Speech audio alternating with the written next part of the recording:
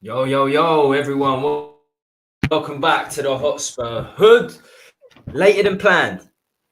Not just in terms of the time today. We're supposed to go a little bit earlier, but the day, of course. We're supposed to stream Tuesday night, England, Scotland. So I didn't want to do it then. But this will be a regular thing. We're going to call it TNT. It worked out perfectly because it's supposed to be, we basically renamed the Tuesday show. But, it's Thursday Night Thunder instead. 8 p.m. on a Tuesday from now on. It's just a one-off here on the Thursday. We've got a great show ahead. You can see my guests, my guest panel here. We might have one or two others later on, and it could get fiery. It really could get fiery. So stay tuned. Whether you're watching here live or in a recorded version, we seem to get a lot of views on the recorded versions now. Please make sure you like, subscribe, hit the bell. Super chats are on as well. Obviously, not if you're watching the recording, and you obviously can't get in the chat, but get in the comments. Tell us what you have to say.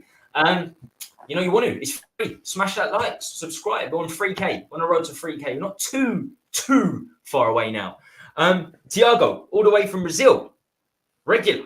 How are you, my friend? You've muted yourself, and I think I might have muted you as well. Yeah. You're okay. You're okay. Yeah.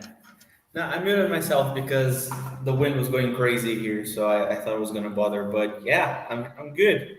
Just to start, there could be another hurricane where Tiago is. Yeah, there could be another hurricane.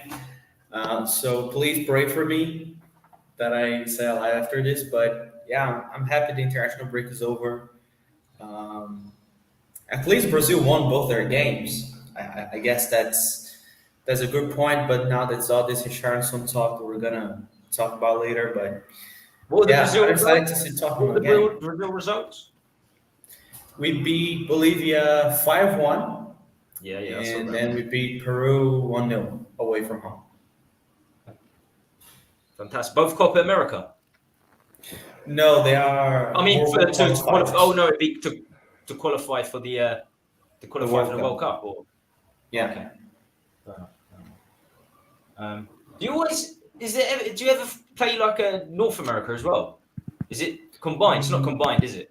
No, but now they're trying to make Copa America the whole thing, like from Canada to Argentina. I don't know if that's how it's gonna work next year, but they're trying to put all of them together. But we barely play North American teams. So North American teams. There's only two North American teams, isn't there? America and Canada, but they play Central America as well, don't they? They play Costa Rica, Honduras, that sort of thing. I think. Yeah, they do. Yeah, it's name CONCACAF. Yeah, it's CONCACAF. So it's Canada, U.S., Mexico. That is North America, and then those smaller countries and the islands in the Caribbean, like Jamaica, Haiti, Dominican Republic, and so on. I'm going to talk a little on strikers today, slightly. There are still rumours because we didn't sign a replacement for Kane, unless you count Brennan Johnson, who I don't really. He's a right winger. Played majority of his career on the right wing.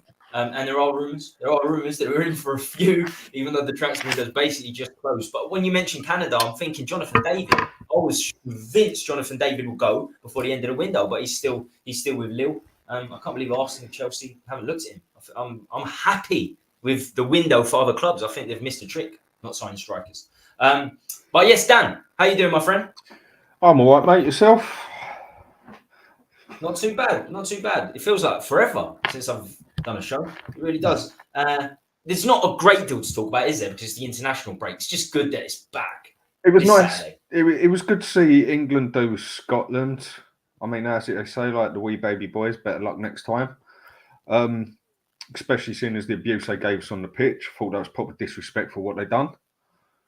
Very much so. All the booing over the national anthem and everything. But we basically didn't even break into second gear and made them look like schoolboys. So, yeah, found that quite amusing.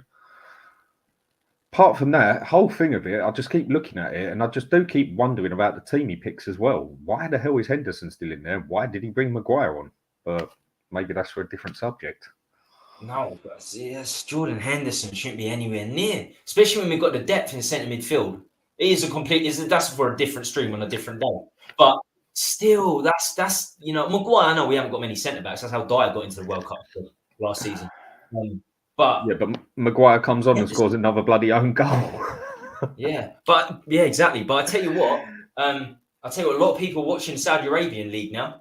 A lot of people have gone over there, started watching it, which is it's kind of surprising. Not surprising a great deal because a lot of quality has gone over there. It's won't weird that last for long. It's weird that they call themselves the SPL as well. Can they think of something better? Saudi Pro Leagues, they're SPL, Scottish Leagues, SPL. Mate, with that, it ain't going to last for long, yeah? It's going to do exactly the same as that Chinese league done. Few people are just watching it because it's fresh, it's new. Like, oh, I do wonder how these players are going to go out there and play because they've got a couple of big names out there. But 9 out of 10 of them are done and dusted anyway, like past their sell-by date as such. And a couple of people are going to watch it for a little bit and then it's just going to be that little bit on the side. It's never going to hit big time, I don't think. They did get a few in their prime. But then I think they got, as you said, 10 years ago with China, they got, who's the Chelsea boy? Oscar in his prime. He's like 23, 24. Right. God knows what happened to him after. Thiago know him very well. Ramirez as well. They got Ramirez, another Chelsea boy in their prime. Hulk went over there for a little while as well. But it petered out quickly. I think this is slightly different because what they've done in the other sport with golf. And they're getting involved with the boxing as well. They're hosting a lot of boxing over there. Maybe there might be a little bit more longevity, but look, the TV ratings are certainly up there. That's for sure. But back to today's show. This guy has been talked about a great deal. If there's one Spurs player, I'd say so many are pining for. So outside Madison has had the best start to the season in the Spurs shirt. I think most people come up with this guy, Romero. I think. I'll put this banner up. Overrated or underrated? What's your general feeling of Romero over the last 2 years, 2 and a bit years? Not just the first 4 games. He started pretty well. Thiago, first 4 years. Romero, how's he done at Spurs? I think he's done well. We can't deny that since he arrived, he has easily been our best defender. About underrated or overrated, I think he's actually fairly rated if we got everything in balance. Because I think most fans outside Tottenham think he's not that good, but Spurs fans will obviously say he's the best in the league. I think he's a really good player. He can still improve, but I don't think he's the best in the league or the best in the world. I think he has to do that more consistently to be considered the best centre back in the world because he just gets injured quite a lot. I was watching Argentina against Bolivia the other day, and the Bolivia guy just stepped on his ankle, and I thought, oh, fuck, he's injured, and then Eric Dyer is going to be back. But he's fine. He's back. He's training. He's all good. But I think he's fairly rated. Actually, I don't think he's either overrated or underrated. And for me, he's done well at Tottenham, but he needs to be more consistent and get injured way less than he usually does. I know that's not down to him. Sometimes he can't control his injuries. But I think him not having this sequence because of these injuries just doesn't allow him to really take the next step and become the best in the league. It's not random why he gets either. We know why he gets the injuries. He goes in hard in every challenge. He's going to get caught. And you mentioned right, Thiago, because the first season, you look at his stats, he only started 19 games. And I tell you what, when he wasn't in the team, we performed a lot better. I was at the Man United game, his first full season, and everyone had their head. No, Arsenal game, North London derby. Last 3 games of the season, we had our heads in our hands because he was called off injured before the game started. We had Sanchez, but we smashed Arsenal 3-0. We won our 2 remaining games with clean sheets. So in the first season, he wasn't good at all, Romero. For me, at times, people have overrated Romero. They really have. Last season, at times, especially towards the end of the season. He was awful last season. He was terrible. There were struggles last season, weren't there, Dan? But a lot of people have it down to, Davis, next to Dyer, next to Emerson on right back. How do you see his career so far, Romero? And is he overrated or underrated for you, Dan?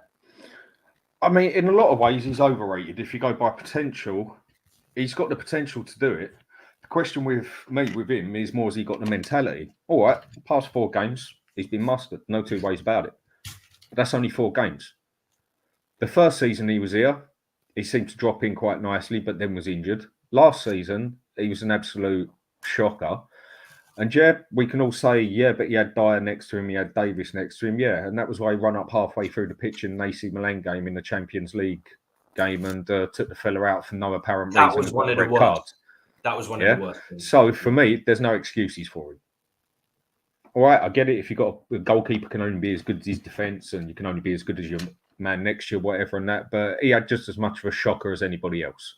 At times, I think he was even worse than anybody else because of some of the decisions he made compared to the capability he's got. Now, take Eric Dyer. He ain't got the capability and he ain't got the mentality. Whereas you look at Romero, he's blatantly got the capability, but has he got the mentality? So far, so good. I can't complain. But I do think the player gets very overrated. I mean, to get labelled the best defender at Spurs isn't hard anyway. Really. Come on, let's be real. Especially centre-back. Especially if you're going to say best centre-back at Spurs, it's really not. I mean, Van der Ven's very new, isn't he? Forgetting that. I mean, he's already been labelled best defender at Spurs before the start of this season. And any one of us 3 could go there and be best centre-back there over that. I mean, Dyer, you could put a statue there and you'd probably get more out of it. It's probably got more mentality to it. He's that dense when it comes to it. He's like a 2 before. He's thick as. And he ain't got no quality to him either. Romero has, and he blatantly has. Let's see how he does it this season. Let's see how his mentality sticks this season. Because I thought making him a vice captain was a very strange move.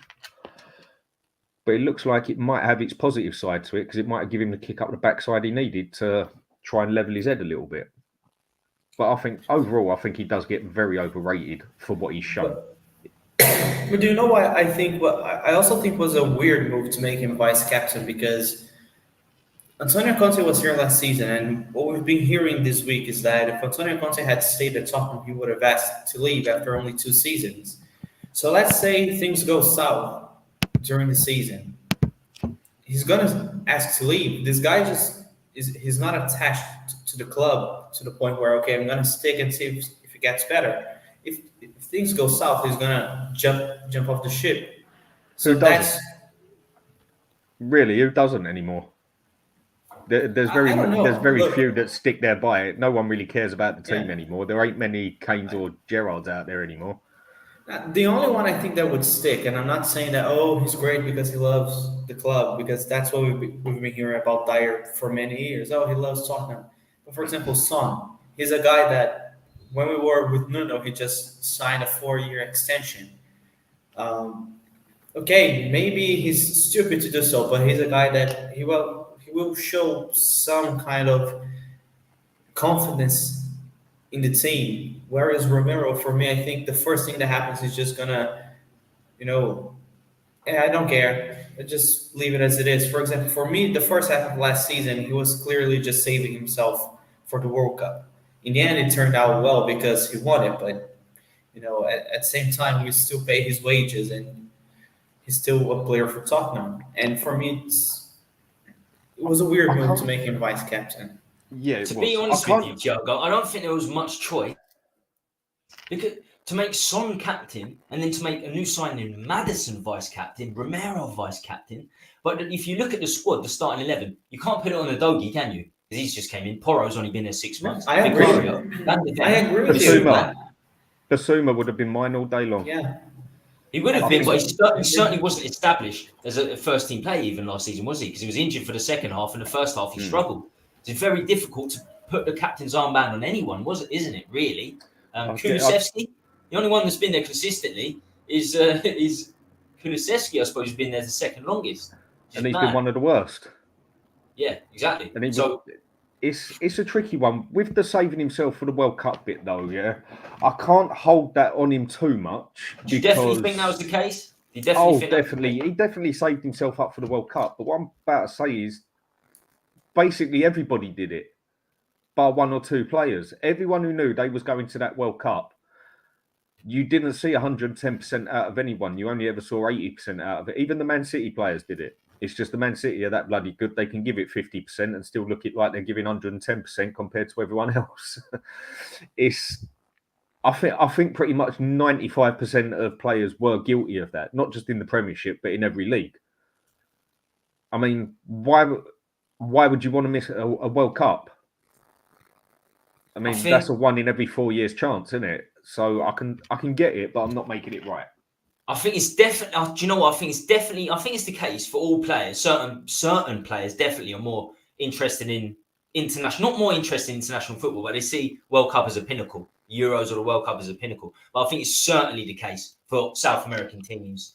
Yeah, definitely. Brazil, Argentinian players. I think that's certainly the case. It looked like Romero was definitely saving himself at that point. But pretty much everything I was going to say about Romero has been summed up. Thiago said it perfectly about the injuries. He's missed so many games that people forget. And Dan, with a lack of discipline. I mean, I always went back last season. I always went back to that AC Milan sending off. I think it was against that the Catalet, the Belgian boy for AC Milan. I think it was. There was no need. He got sent off. He was on the halfway line. He had backup behind him. It was probably only Eric Dyer, but there was backup. There was no need for it. We're in the game. We're 1-0 down. It was like he wanted to get sent off. We were in the game, absolutely in the game, and people forget about those sorts of things. Yeah. But I'll tell you, so far this season, I don't think he's got a yellow card. No, I think he had one foul against him, no yellow cards. But yeah, again, he's very, very early. So far, so good, but it's 4 games. 4 games. Let's see how it comes when he comes up a game against. I don't even think Tottenham have really had a hard game yet this season, if I'm going to be honest, because Man City definitely ain't up to standards. We haven't had a good strike force against us. We've still conceded a couple of goals. I think things at the moment, so far, so good. But let's see what happens when he comes up a bigger team and it starts getting a bit of pressure on us, like when we got to play Arsenal and Liverpool. It's got to be said. It's got to be said. Do you know we've got Sheffield United next on Saturday? We've had 3 of the 4 favourites to go down after Sheffield United on Saturday. Burnley, Bournemouth, Sheffield United. Now, Man United's always a great win. Our recent record against of course it is. But Rashford, Garnacho, and Anthony, is that great front 3? That's the best front 3 we've played. Is it a great front 3? And then Brentford, no Tony, they had Visa. And Fulham we lost to. They had Munoz up front, replacing Mitrovic, and we lost to them. So exactly, people are getting a little bit carried away after 4 Premier League games. I agree. It's looking good. You can only go by who you've played, yeah. But so far, so good. It is looking positive. But then what's going to happen when we got 4 or 5 people hanging about in the box, and we're playing against someone like Arsenal or Liverpool or Man City or even someone like Brighton who are very good at it, who can just go bang, bang, bang, and the ball's up there. Let's see how this works in the long run. It's all a starter, and so far so good. But I'm just interested to see how the defence and that handle it when it comes up against the big boys. Right. Sticking with Romero for a second, Thiago. Well, this is sort of Romero and Van der Ven. Van der Ven's shown how key he is already in 4 games. Not because he's brilliant, but because the backup is just not there. How do you think we'll fare if Van der Ven or Romero get injured? Who do you think comes in? Because I've heard Eric. Obviously, there's Eric Dyer still there. Ashley Phillips, 18 years old. Ben Davies, potentially. He's played left centre back and, of course, left back. Could he come in as a centre back? I mean, what?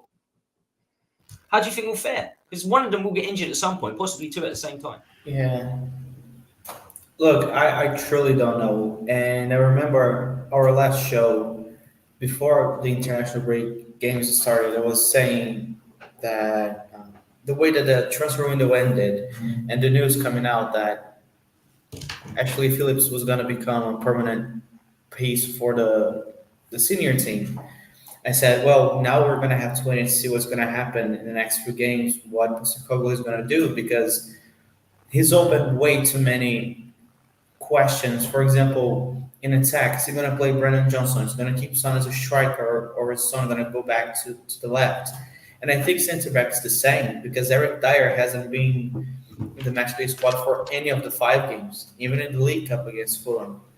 I think he's going to be included now because we sold Sanchez, we sold Tanganga, and he's literally the only one that's left. that is not a young kid with 18 that is 18 years old. But I do think Phillips is going to come ahead of him. I still think Phillips is probably going to be our third option. But I think Dyer is going to be fourth option. If you think on it on a mentality side, is Phillips a safer option? And the reason I say this, now, if Phillips comes on and has a crap game and gets totally destroyed, I don't think there's going to be any Spurs fans that sit there and hold it at Phillips. And I don't think there's going to be any Spurs fans really who go and hold it on Postecoglou. They're going to do what I'm going to do and turn around and say, well, we should have already had a defender to cover that. Yeah. Now, I want to see young players play because we want to play them, not because we have to play them and haven't got the backup, But no one will hold it on Phillips, and I don't think no one will hold it on Postecoglou because it'd be, well, who else has he got? Whereas if he brings on Eric Dyer, and he will have a crap game, and he has a crap game, everyone's just going to go off the red. Like, why did you even put Dyer on the pitch? Why is he even there? Why didn't we just try the young boy? I think from the mentality side, he's going to go Phillips. It's the safest way to do it. But all of those questions, all the answers to those questions you put forward are obvious. It's Daniel Levy. Daniel Levy's the one that didn't get the replacement for Dyer. And if Ange does put him in, it's because he's going to be forced to put him in. I agree that I would much prefer to see Ashley Phillips to Dyer. But that's not based on me seeing Ashley Phillips play, because he played 7 games for Blackburn in his whole career. I think he's played some cup games as well, but 7 league games for Blackburn. So it's based on not a great deal, just him being young. We need someone that's not Eric Dyer, pretty much. But on the mentality, it's safer because it's a failure of the transfer. It's a massive failure of the transfer window. But I agree. A manager's got to look out for himself, and I think that will give him more time with the fan base. Because he'll get a bit of leeway, won't he? Like, well, he couldn't exactly play Dyer. He can't exactly put Davis there. So he gave the young boy a go. It didn't quite work. He'll get a bit of leeway for it, won't he? And Phillips won't get too much stick for it. So, like I said, whereas you go and put Dyer on there and he has a crap game, the whole world's going to come crashing down on top of him. Like, why didn't you just put the young boy in there? He can't be any worse. So, I think Phillips is ahead of him. I mean, Romero's, we know, we've talked about his past before. In the last 2 years, we've talked about already. His injury record's not good. He was almost injured in international duty. Wasn't going to make the Sheffield United game. I think he's right now. I think two of his injuries were. 2 of them were international injuries he got last year. Yeah, exactly. Yeah. Exactly. Then you got Van der Ven, who pulled his hamstring. He will definitely pull his hamstring. He's so quick for a centre-back. In the Premier League, he will pull his hamstring at some point. I reckon we'll lose him for a couple of weeks at least. So we could be looking at 2. We could be looking at Ben Davis, Dyer, and Ashley Phillips, 2 of those. And that'll be interesting to say the least. Even Van der Ven, people don't want to talk about it, but if you're looking at the game for the first 4 games and you're telling me, Romero looks good, then I have to point out faults as well. And he's still very early on. Quick, strong, but he seems slow of thinking, Van der Ven. He seemed very slow in thinking. I'm not just saying because he scored 2 own goals. It just seems a little bit late. Don't get me wrong. He needs to get used to the Premier League. It's very different to the Bundesliga. But I think you've got to call it as you see it. And there are little faults to his game. And that reminds me exactly of Sanchez. Sanchez first arrival was rapid. He was the second quickest in the team at 21. But his tactical mind wasn't there. It wasn't good enough. I'm not saying that's going to happen with Van der Ven, just from what I've seen already. But already, he's become key. He's become key. We can't afford to lose him. But I don't think that's something we should worry about right now. At least that's my opinion. He's a 22-year-old guy who, 2 years ago, he was in a second division team in Netherlands, and then he jumped straight to the Bundesliga. That is not an easy league.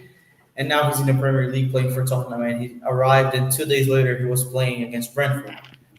He's going to have faults to his game, and I think that's normal to every player. Like Kulusevski was in the beginning. After his first game, everybody was saying, oh, he's a shit player, and then he just exploded in that half of the season. He was amazing. People didn't rate Bentancur his first game, and then he improved a lot. So I think he's going to improve. I think it's going to be a different case to Sanchez. And because for me, he already shows more than Sanchez did when he arrived. Because Sanchez was tall, strong, and fast. But he didn't show his quality on the ball like Van der Ven has. Because sometimes drives forward with Oh the no, ball, yeah, that's has true. a good long pass. He's looked better on Good the point. ball briefly as well. He's looked better on the ball briefly. Sanchez on the ball was shocking. Yeah. Believe it or not, Sanchez was a striker before he signed for Ajax, so he should be good on the ball. But he was always first touch and tactical awareness, just no way near not there. And the good thing, as you say, Thiago, he will get time, Van der Ven, because there's no one going to be pushing behind him to get in front of him, so he can make loads of errors and you still get time because there's just no one there. There's no competition. Yeah. Is that a good thing, though? Is that a good thing? No. That he's got no I don't competition. think so. That's not a good thing. It's not really a good thing, is it? But then the guy, he's going to get game time, whatever happens, and because he's young, he's going to get turn game out to be time. good. I think he's going to turn out all right. I think he's going to be just fine. How good he gets, again, that's going to take time. This is all, how is it they say, like a process that we're starting off now. This is the beginning of everything. I think too many people still want to see it happen yesterday. It's obvious that ain't worked for us. We've tried it with two big-time managers now, tried it in with play. It just has not worked. So we've gone back to Spurs' old ways, get young boys in, do it the way Arsenal have done it in the past 5 years.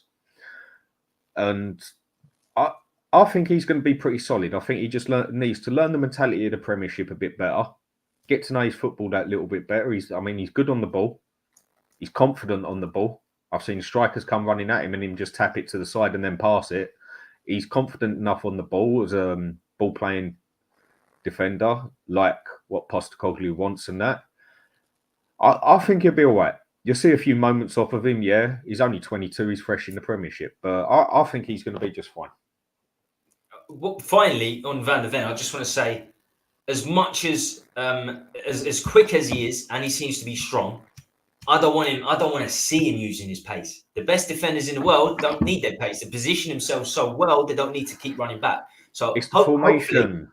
Hopefully we don't see too much. I mean, Ferdinand, Terry, Carragher, some of the best centre-backs in this never had pace. Chiellini, Bonucci, Fabio Cannavaro, the best centre-backs never really had pace. Yeah. So the positioning needs to be key. And he's still very young. He's got all the traits. He's certainly got all the physical traits.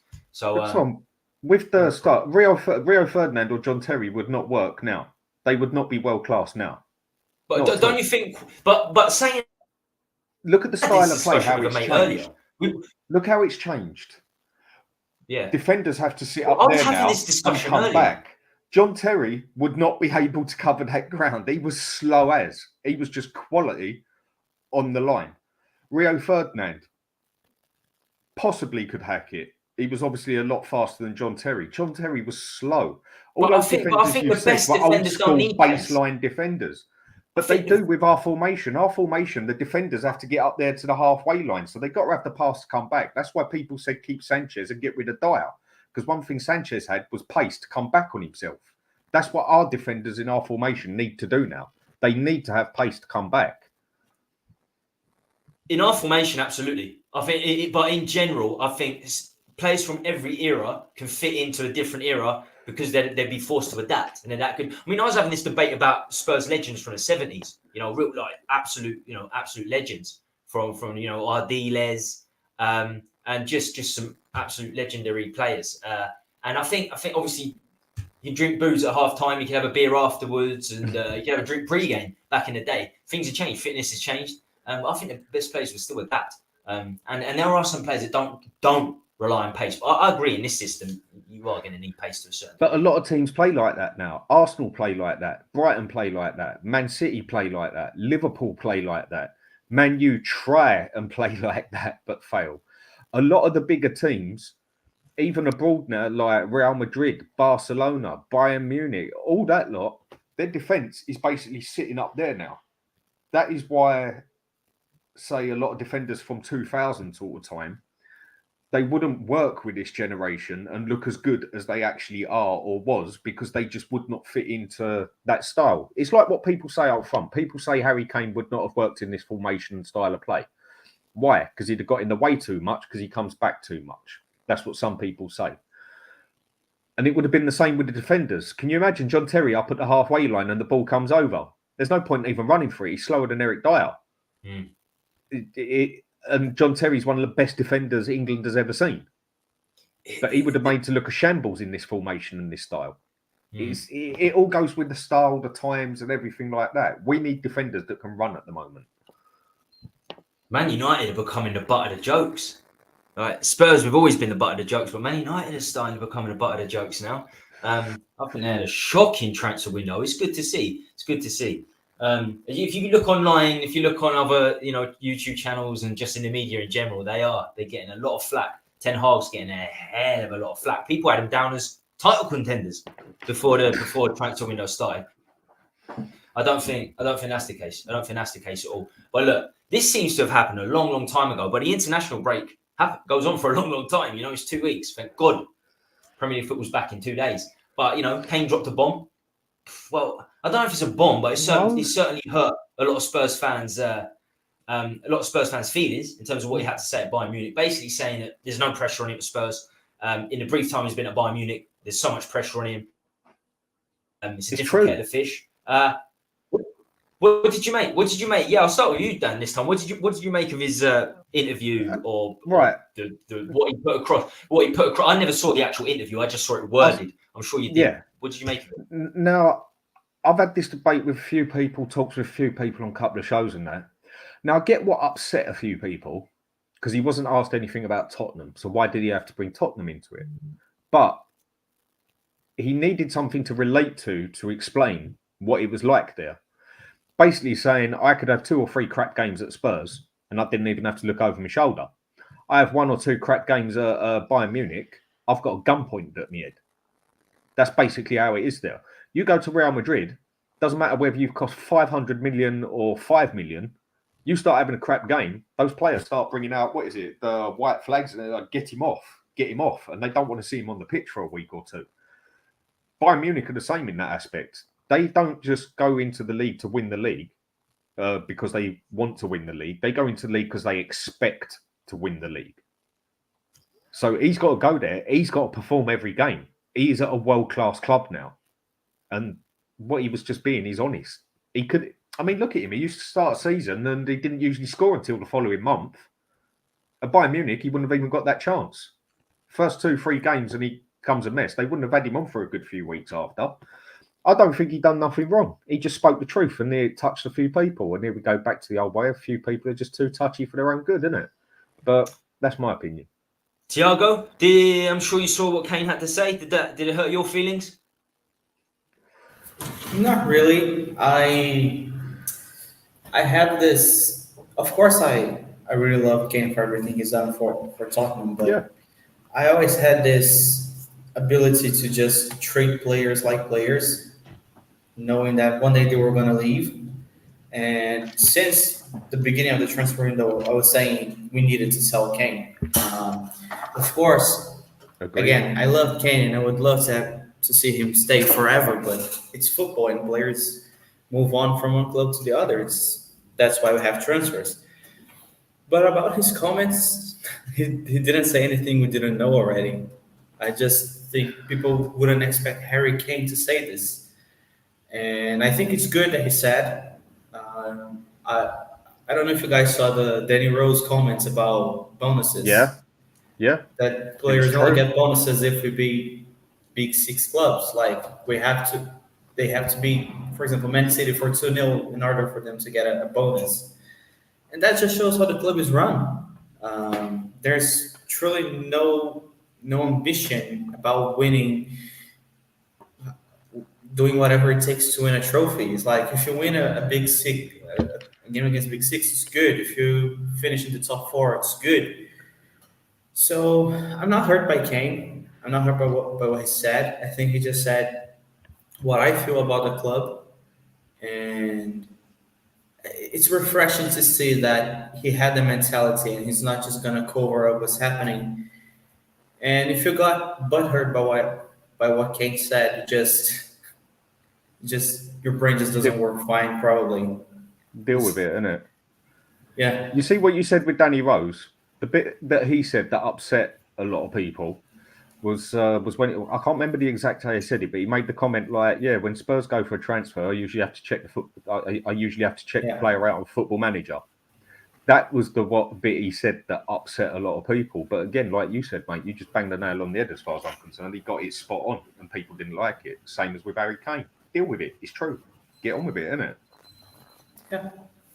Look, I think people. I don't care about it a great deal. I don't care about it a great deal either. No. I'm not for or against Kane in this instance. I think he's trying to endear himself to the Bayern fans in many ways. What's the problem with that? That's his club now, and he's focused on doing a job for them. I don't see how people are pissed off. It's like Conte, world class manager, world class footballer. Even Jose, world class manager. They dropped some truths on the ownership on Levy. They did. It's too much of a coincidence for the best managers and the best players to continuously say it's best directors of football. Paul Mitchell in the job, one of the best directors there ever was. Yeah. Every coaching staff, player position has said something similar about Daniel Levy. So I'm not surprised at all, and it doesn't bother me in the slightest. It's the truth as far as I'm concerned. What I find funny, the contradiction amongst Spurs fans is I don't care what happens with Kane in the future. He's gone. He left the club. A lot of people are saying he's not a talisman anymore. Rip his graffiti picture off the wall, this sort of thing. And then and then they get really emotional about this interview about what you had to say here. But I thought you weren't focusing on Harry Kane anymore. I thought you didn't care about what's happening with Harry Kane anymore. But they're overly emotional, getting into him about this interview. It's just complete contradiction. That is Tottenham fans all over, mate. We are probably the worst ones out there alongside Liverpool and Arsenal fans. We are probably the worst alongside that lot. I mean, Arsenal fans go without saying the way they do it sometimes. Liverpool just seems to have this thing that they've got an entitlement to win the league and everything. I'd say Liverpool are top in terms of that. I'd say Liverpool. Well, it's a very thin line between them and Arsenal, and then a very, very thin drop between our lot, because a lot of our fans are just so plastic in a lot of ways. It's unreal. Exactly what you just said there. Look, as far as I'm concerned, Harry Kane done good for us. We milked the best out of him over the years. He never, even when he could have gone Man City, as far as I'm concerned, that offer he got off of Man City, he shouldn't have come on the pitch, and I wouldn't have held it against him. He should have said, I refuse to play now, and gone there, because the deal we had with Levy. I wouldn't have blamed the man if he did, but we've had his best years off of him and everything. You can't say the man has not give it 110%. All right, certain games he hasn't showed up that he should have, but I think everyone's guilty of that. And I wish him the best of luck there. I want Harry Kane to go and win something there, and even go and do a Champions League with him, so he can get recognised for what he actually is. And that's one of the best strikers that we've ever seen as a complete striker, because he is. And now all of a sudden, if he wanted to drop it on Spurs, he could have sat there and he could have dropped a bomb big time. You telling me that man ain't got a clue what goes on behind the lines and everything and that, and couldn't have dropped a few nasty ones on there? Sure, he couldn't. He didn't. He just made a little comment of like, well, it's a lot harder here than it is at Spurs, basically. Well, that's the difference between a world-class club and Spurs. I think he will in his memoirs. I think he will, in his autobiography in 20 years. I think you'll see a lot more of it. But then at the same time, it sort of I hope he does. Look like an idiot. But the problem, it makes him look like an idiot for signing that 6-year contract. What he didn't know when he signed that 6-year contract in 2016 was that we were fighting for titles. We were fighting for Champions Leagues at that stage. So he must have thought, next 6 years, we're going to win a title. We're going to win a league title. We should have in the Leicester season. We probably should have the following season when Conte nicked it with Chelsea. So that's why he signed the contract. That was his biggest mistake in his career, without a shadow of a doubt. Biggest mistake, was he letting his brother do it, and not letting a professional businessman do it, because a professional businessman would have given him the same thing, except it would have given him a buyout clause. His brother weren't professional enough to do that. That was the thing that screwed him over. Having your family involved is a fucking curse. I think Ronaldinho was the same. Ronaldinho was the same. He had his brother. Nah, he was. No, it was his style. Look what's happened with Pogba, man? I mean, his family, for God's sake. That's true. Bad idea.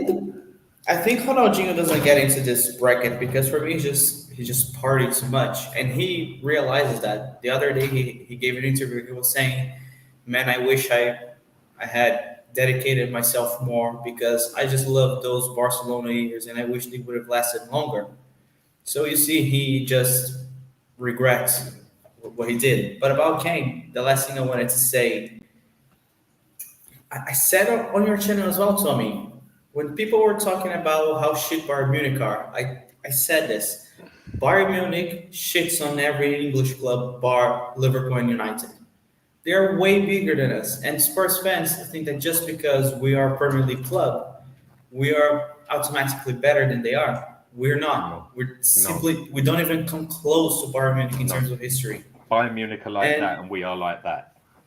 And I think that's the problem. Spurs fans, we say Liverpool and Arsenal are entitled, but Spurs fans are even worse. They're even worse. We're living in cuckoo land because I remember just after the transfer window closed last January, so the winter one before this one, before Kane went, we heard the rumours Thiago. I don't think I didn't know Dan at that time. I'm sure if Dan was, he would have said the same thing. But we were talking about the Bayern Munich rumours came out, and everyone was like, no, this is not happening. It's rubbish. And don't get me wrong, I said he'd probably prefer to go Real Madrid. He'd probably prefer to go Man United. They're like, no, he's definitely not going Real Madrid. Definitely not going Bayern Munich. I think he would go Real Madrid, possibly Man United, the way they were before the summer, and then Bayern Munich. I'm saying Bayern Munich is huge. They're a massive club. Not just in the Bundesliga. Okay, they've got the Bundesliga, but In the they've been Champions in League. 11 Champions League finals. European Cup finals. Been in 11. They've won Who's 6. won the Champions League Huge more than club. them? I mean, it's got to be Real Madrid what? definitely have. Yeah, Real Real Madrid's Madrid. definitely I think they're AC level Milan. with Barcelona, AC Milan will be up there. That's and it, probably. Yeah. They're And probably Liverpool. the only. AC Milan have 7, and they have 6. They, Liverpool, and Barcelona, they have 6.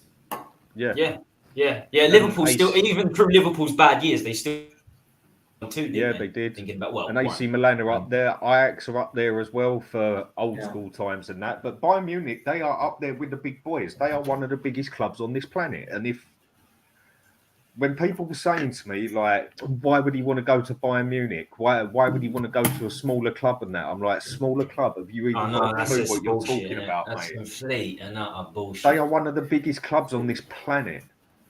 They really are. And people They just really are. didn't We see know it. Bundesliga is not as competitive. We know that. No, it's not. It's still a very good league. Look at the players coming from Dortmund. Haaland, best striker in the world. Bellingham's probably going to be one of the best cams, centre mid cams. For me, it's the in the second world. best league in Europe. In my opinion, it's the second best. I think they're better than La Liga. I think La Liga has dropped massively. Since now Messi and Bellingham- Ronaldo went, Yeah, that's gone. I think Bellingham will bring. Well, they're trying to do it with youngsters like Vinicius Junior, Rodrigo, Bellingham at Real Madrid, and Xavi and Pedri and Gavi at Barcelona. But I think they've dropped massively. Serie A, they're improving. They're getting better each year.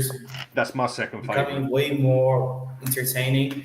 The French league is the French league. It's French not going league's to fucking change. dead. You could argue the Portuguese league and the Dutch league are bigger than the French league now. Yeah, the Portuguese league is really good, by the way. Yeah. I really like it. So for me, Bundesliga is the second best. And let's be honest, from the past few signings we made that worked, probably the best one is Son. And look where he played before, Hamburg and Leverkusen. Yeah. Mm-hmm. There are lots of Bundesliga players that come to the Premier League and they explode. Of course, we have examples that say the Sancho, opposite, who like didn't. Timo Werner and Sancho, exactly. But it's a really good league. And if you It ask is. why would Harry Kane leave for Bayern Munich, ask Kim Min-jae why he just left Italian champions for Bayern Munich. They're huge. I mean, they're huge. Outside of England, they're huge. Serie A is my second league. Why? Because apart from what it was like 5 years ago with Juventus winning it 9 years, and that was corrupt as anything, I think it's the second most competitive league. And what I mean by that is you could always look at that and you could say there was usually 3 teams that stood a good chance. It wasn't such a big gap between the top 7 teams as such. Yeah, all right, there's always the big gap from the bottom to the top 6 or 7. But Serie A always had some solid teams in it. It always had an Inter Milan, AC Milan, Juventus. I mean, I remember back in the days when Parma was a naughty little team, but that's going back some. Parma They've always produced everyone, didn't they? Parma produced Buffon, Crespo, Lilian Thuram. Oh, Lilian Thuram. If I'm a big Serie A fan, you ask anyone that's played with Lilian Thuram, they'll say Best defender. best centre back or best right back I ever played with. Best right back, best centre back. Anyone that's ever played with Lilian Thuram. And it was magical. Back in the 90s, nostalgia-wise, I will always say Italy's is the second best. I think if Juventus carried on while AC Milan and Inter Milan sort of have grown recently, then definitely second best league in the world. I think you know Real Madrid and Barcelona it's going to come back to a certain degree, so they probably will be second. But Bundesliga, you know, it's Bundesliga, Serie A, Premier League, and La Liga. Those four. It's those four. Outside of that, there's nothing. It's a bit of a toss up from there on in. And Dan, you mentioned it briefly, but you know, in terms of Kane, we didn't actually mention it, but we'll go into that. We'll go into that point to a certain degree. Do you see him ever coming back to Spurs or England in general? Right, Spurs or England? I think it was on here. Was it on here or was it? No, I think it was on here that your mates might have said it. I think it was on here. That he reckons he's going to come back in 2 years' time. Yeah, I think so. Yeah. I can totally agree with that. No, I'm trying to think who it was, but he said it, and I agreed with him. I could see him because someone was saying it on Sava's 24-hour charity show that he done, that they reckon he's going to come back within a year and whatever else. I'm like, no, not a year. 2 years' time, 3 years' time, I can see him coming back to the Premiership, to either Man U, Chelsea, even Spurs, whatever maybe, and still hold a bit of price. Because the thing is with Kane, he's like an old school Teddy Sheringham. Yeah, it was me, you, and the other fella on here. I can't remember. Was it Gareth? Was it Gareth? Yes, Gareth. That's right. Yeah. Gareth. And me and him both agreed on that. He's an old school. He's a new school Teddy Sheringham. He's a striker that don't rely on pace. So when he loses his legs, it doesn't matter. He's still got the brain for it, and he's still 2 steps ahead because he's never had the bloody legs. Whereas you look at other players, as soon as they lost their pace, they basically lost everything they had. But Kane, if he stays fit, he can play up until he's 35, 30. He can do a Rooney. Because look, in the Premiership, who really passed the ball better than Kane apart from De Bruyne? As far as I'm concerned, he passed that ball better than Fernandes and any of the others out there. Look how many set ask a lot of non-Spurs fans, they'll say that he's the second best passer in the league behind De Bruyne. I think he was. And I think he was.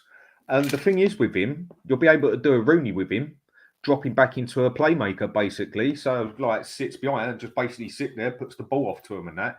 He don't need pace because he's never had it. So he'll be a player that, unless he gets injured, lasts a lot longer, I think. So I think he'll come back here in 2-3 years, and then within them 2 years, do Shearer's record. He's more than capable. I think Rooney did rely on pace to a certain extent, and his partnership with teammates, where Kane doesn't. He just never has done. He's on the last shoulder of defenders. That's where he times his runs perfectly, and has got probably the best right foot in the world, one of the best right foots in the world, and that won't change. So I'm with you. I'm 100%. When I talked about this before, I don't just think in mid-30s. I think he can late 30s. I think he can easily stay in the late 30s, even in the Premier League. And that's why this whole record thing, I'm going to stay at Spurs because of this record thing. There's so many excuses. 4th child. He's staying at Spurs because he had a 4th child, doesn't want to move his family. He's not going Bayern Munich. They're the only team interested. All this rubbish. He wants the record, the Premier League record. I think he'll get it. Maybe not at Spurs, but I think he'll come back. He'll come back to the Premier League and he'll still get the Premier League record. He's got the capability of doing it because he don't rely on pace. He's like Teddy Sheringham was. Teddy Sheringham was slower than Eric Dyer. And Teddy Sheringham just always seemed to be in the right place at the right bloody time. And he was one of the slowest players you could ever get on a pitch. I mean, it must have taken him like 40 seconds to run 100 metres or so. He was so slow. But on the head, he was always 3-4 steps ahead of everyone. That's why Man U went and bought him when he was like, 33 off of us? 32, something like that. And then he went and done the bloody treble with them. We've got a special guest that's just arrived, J Rated. Now, I was going to move on. But I want to hear your say. I want to hear your say. You're good. You are, Joe. Good. Harry Kane affair. On the whole Harry Kane affair. You know what he said. You know the bomb he dropped. It seemed like ages ago, but this international break's gone on forever. You know, at Bayern Munich, you know, there's more pressure here. They're a much bigger club. Sort of Many fans saw it as digging Spurs out. Yeah. What did you make? What did you make of those So comments? my Did thing were is you emotional? Did it make you emotional? I like to think I'm pretty logical. Yeah, I think if you're somebody, I'm not really, but I say if you're somebody who's been very critical of the board, yeah, I don't see how you can disagree with what Harry Kane's saying. You can't be emotional because Harry Kane's saying it, but you yourself have been saying the same thing that Harry Kane's saying, and now you don't like it because somebody else is saying it with different words, or you think that somebody was going to be a little bit more measured about how they delivered it, and they haven't. I don't see how you can disagree with that. It's double standards, isn't it? If you do, it's double standards. Exactly. That's it. You can't be hypocritical just because he said it. You've been saying the same thing for 2 years, and now you don't like it. So, for me, Harry Kane is entitled to describe his experience at Tottenham any way he wants. Like, no skin off my nose. Could he be a little bit more polite about it? Subtle? Yeah, he said, but he was though, wasn't it? It wasn't exactly harsh what he said, was it? He didn't slate Spurs, did he? Sorry, no. Jay. Go into Mate, one of the quickly. the I think you biggest smashed the nail on the head with how you said it. Yeah, we'll go into one of the biggest 5-6 teams in the world, and then basically saying the expectation to win there is a lot more. Yeah, man. Tell me something I don't know. Yeah, I mean it's normal. I think the Spurs fans got a little bit in their feelings about it, which they're entitled to do, because I think some of the fans are just now starting to realize Kane didn't love us like a lot of the fans loved him. And me personally, I've known that for a while. Emotionally, when Kane was doing the stuff to Man City a few years ago, that's when I emotionally checked out with him, like as a player, in terms of, you look at like even how Maddison and Romero and Son talk about the club. I can't remember the last time I saw Kane talk about Spurs like that, even when he was here. So, like I said, he's a lot of it's a bit of home truths. You know, think of it like he's the doctor. He didn't make the needle sharp. You know, and the club needs to hear those things in order to move on and create an environment where we want to win, where we create a zero tolerance approach to players not being good enough. You know, so this is what we all want. So what's the problem? Exactly. And also, he's talking about... You're right. You are right. I agree with you. And he's also talking about a situation that doesn't exist anymore. We have a new manager. We have new leadership structure. So he's talking about... We hope it doesn't exist anymore. We hope it doesn't exist anymore. We've had positive steps. But he's talking about the past. And he's giving his version of events of the past. So what's the problem? It's not like he's insulting the current structure and what we're currently doing. He's talking about his experience of when a lot of fans were very upset. I've done a lot of streams over the last 3, 4 months, 5 months. A lot of these streams, people were very upset. A lot of these streams, people thought the club was going in the wrong direction. So he's lived that. So what makes you think that he wouldn't have exactly the same opinion when you all had that opinion? You know, so personally, doesn't bother me in the slightest, not even a little bit. I was surprised to see people so emotionally charged over it. I don't know if you use Twitter. Twitter's the most popular. I use Twitter a lot. I try not to. People losing their heads, man. People losing their heads over this. Yeah, statement. but look at the day and age we're in as well. I mean, come on, man. It don't surprise me, but I mean, come on, people. It's sort of like what? I think to look at it deeper. I think to look at it deeper. As I said, I think it's. You know, he's endearing himself to his new club as well, Bayern Munich. I think he's endearing himself to the new fans he has there. There's nothing wrong with that. He's there playing now. He's going to try and do best for that club. So I saw it as, I didn't see the interview. As I said, I saw the statement. I saw it as much as that as anything else. And we're a lot of home truths. And I tell you now, as I said earlier, memoirs, 10 years' time, 20 years' time, autobiography, there's going to be a lot more that comes out. There's going to be a hell of a lot more that comes out. We will see. But talking to strikers, there are more rumours. There are more rumours, and this is sort of the guy that I believe we should have perhaps signed. Even though we were well away, he got his ban. He wouldn't be arriving until next season, would it? January, but he'd still be banned, so you could probably play him in April or something. No, he's only banned till January, isn't it? April. He's available in January. I think his ban's lifted in January. Okay, well, even better then. And these are why the links are high. It's not just with Spurs. But Thiago, in terms, Harry Kane, he was staying, he was going the whole summer. Was this one of your top replacements, Ivan Toney? Was he one of the top replacements you wanted to see in a Spurs shirt? I wouldn't mind Ivan Toney. I just don't think 80 million pounds is How much? I don't think 80 million. 80 million. Yeah. Is that what you think it will cost? Or is that that's what the rumors of what Brentford's going to ask for him. Look, at the end of the day, and sorry, the hurricane has just started here, so if there's sound in the back, it's a hurricane.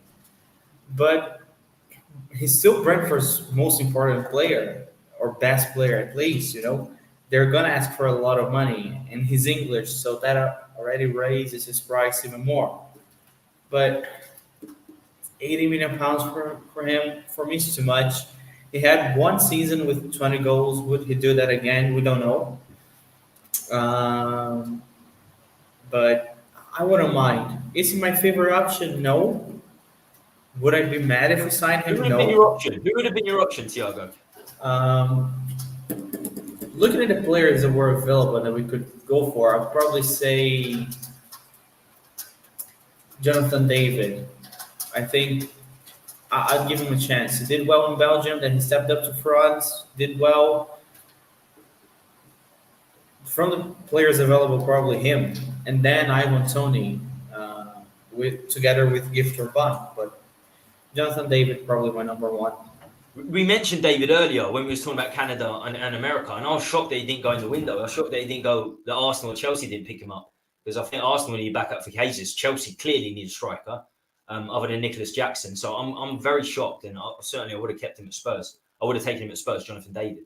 And then the other two clubs linked, and rightly so. Arsenal, Chelsea, and Spurs linked with Toney when the January window opens. Dan, would you be happy if he was the signing in January? If he was the striker replacement for Kane? Would you be happy? And Thiago's mentioned 80 million. Do you think 80 million would be? No, that's 80 million. Very steep. 80 million, I wouldn't be happy with that. But Ivan Toney was my first choice. Reason being, how shall I put it? He's a bit of a poor man's Harry Kane in that aspect. The type of player he is. Obviously, not as good at him as anything really, but he's the same sort. He's more of a complete player than just a particular player as such. And he's a direct striker, but that's the way Thomas Frank plays. They play route one, don't they? So they hit Tony. He's a little bit good at a few things. He's not just like relies on pace or this and that. He's got a little bit of things. I think he could adapt to it good. And I think he'd be good going down the middle with however set up. But on the other side of it, we've finally gone and done what I've been shouting for us to do before Harry Kane left, and that's stick Son down the middle, and lo and behold, he gets a bloody hat-trick. It's there on a plate. Son, stick him down the middle. So your plan is keep Son down the middle, January, bang out Toney. I ain't going 80 million. How much would you pay? How much would you say? 60 million? Would that be the tops you'd pay? Like 60, 70 million? 60. Not that it's your money. This is the thing. This is the thing I always get back to. It's not your money. But I'm trying so if it's 80 million pounds or if it's 20 million pounds, trying to be logical. Matter really, does it? But no, but you're trying to be logical, sort of thing, yeah? And on a logical side, well, if Richarlison's worth 60, then he's worth 100. If you want to go on the logical side of things, if Declan Rice is worth 105, then Jamie Maddison's easy worth 100 as well. But where Ivan Toney's English as well, you've got to play that English tax, ain't you? So you can always add another 20% onto the price of whatever it was. So I'll be willing to pay 60, 65 for him. I mean, look what we paid for Richarlison and look what we've got for that. Got a player now that's probably sitting in his back garden rocking by the way he's thinking at the moment, isn't he? So it's not my money at the end of the day. I'd say get Ivan Toney, but 80 million, yeah, that is a bit much. That is, I haven't heard 80. I've heard 60 or 70, which makes sense. 60 I'd go for. 60, I'd take that gamble with him. Jay, Ivan Toney? So would he be your number one man, January? Absolutely not. Absolutely not. First of all, like the way I look at it, it was the same way in the summer with Gift Orban. Yeah. When we were linked to Gift Orban, as soon as we bought Valise, I was like, I think the club's making the right steps and we're moving in the right direction. But if you buy gift or ban now, you are telling me you don't know what you're doing. Because we have Scarlett, we have Lancashire, we have Donnelly, Sonsuit Bell. You now buy Valise. You have 5 young strikers. Yeah? Where's the pathway if you go and put gift or ban on top of that? So I was happy when we didn't sign him because to me, it's like, okay, there's a plan. Yeah? So again, with Ivan Toney, I look at the strikers in the Premier League who are doing a lot of good work, like your Callum Wilsons, your Watkins, your Tonys. There's clearly a profile of striker that you can get. You see the striker that was playing for Coventry last season, who went to, I think, Benfica. Yeah. Oh, the Swedish guy, Gokores, yeah. So that kind of striker is the only striker I want to see. Yeah, because there's no value in the market. There's no value in strikers. So I want to see a well-scouted striker coming in for 40, 45 million or below. That's it.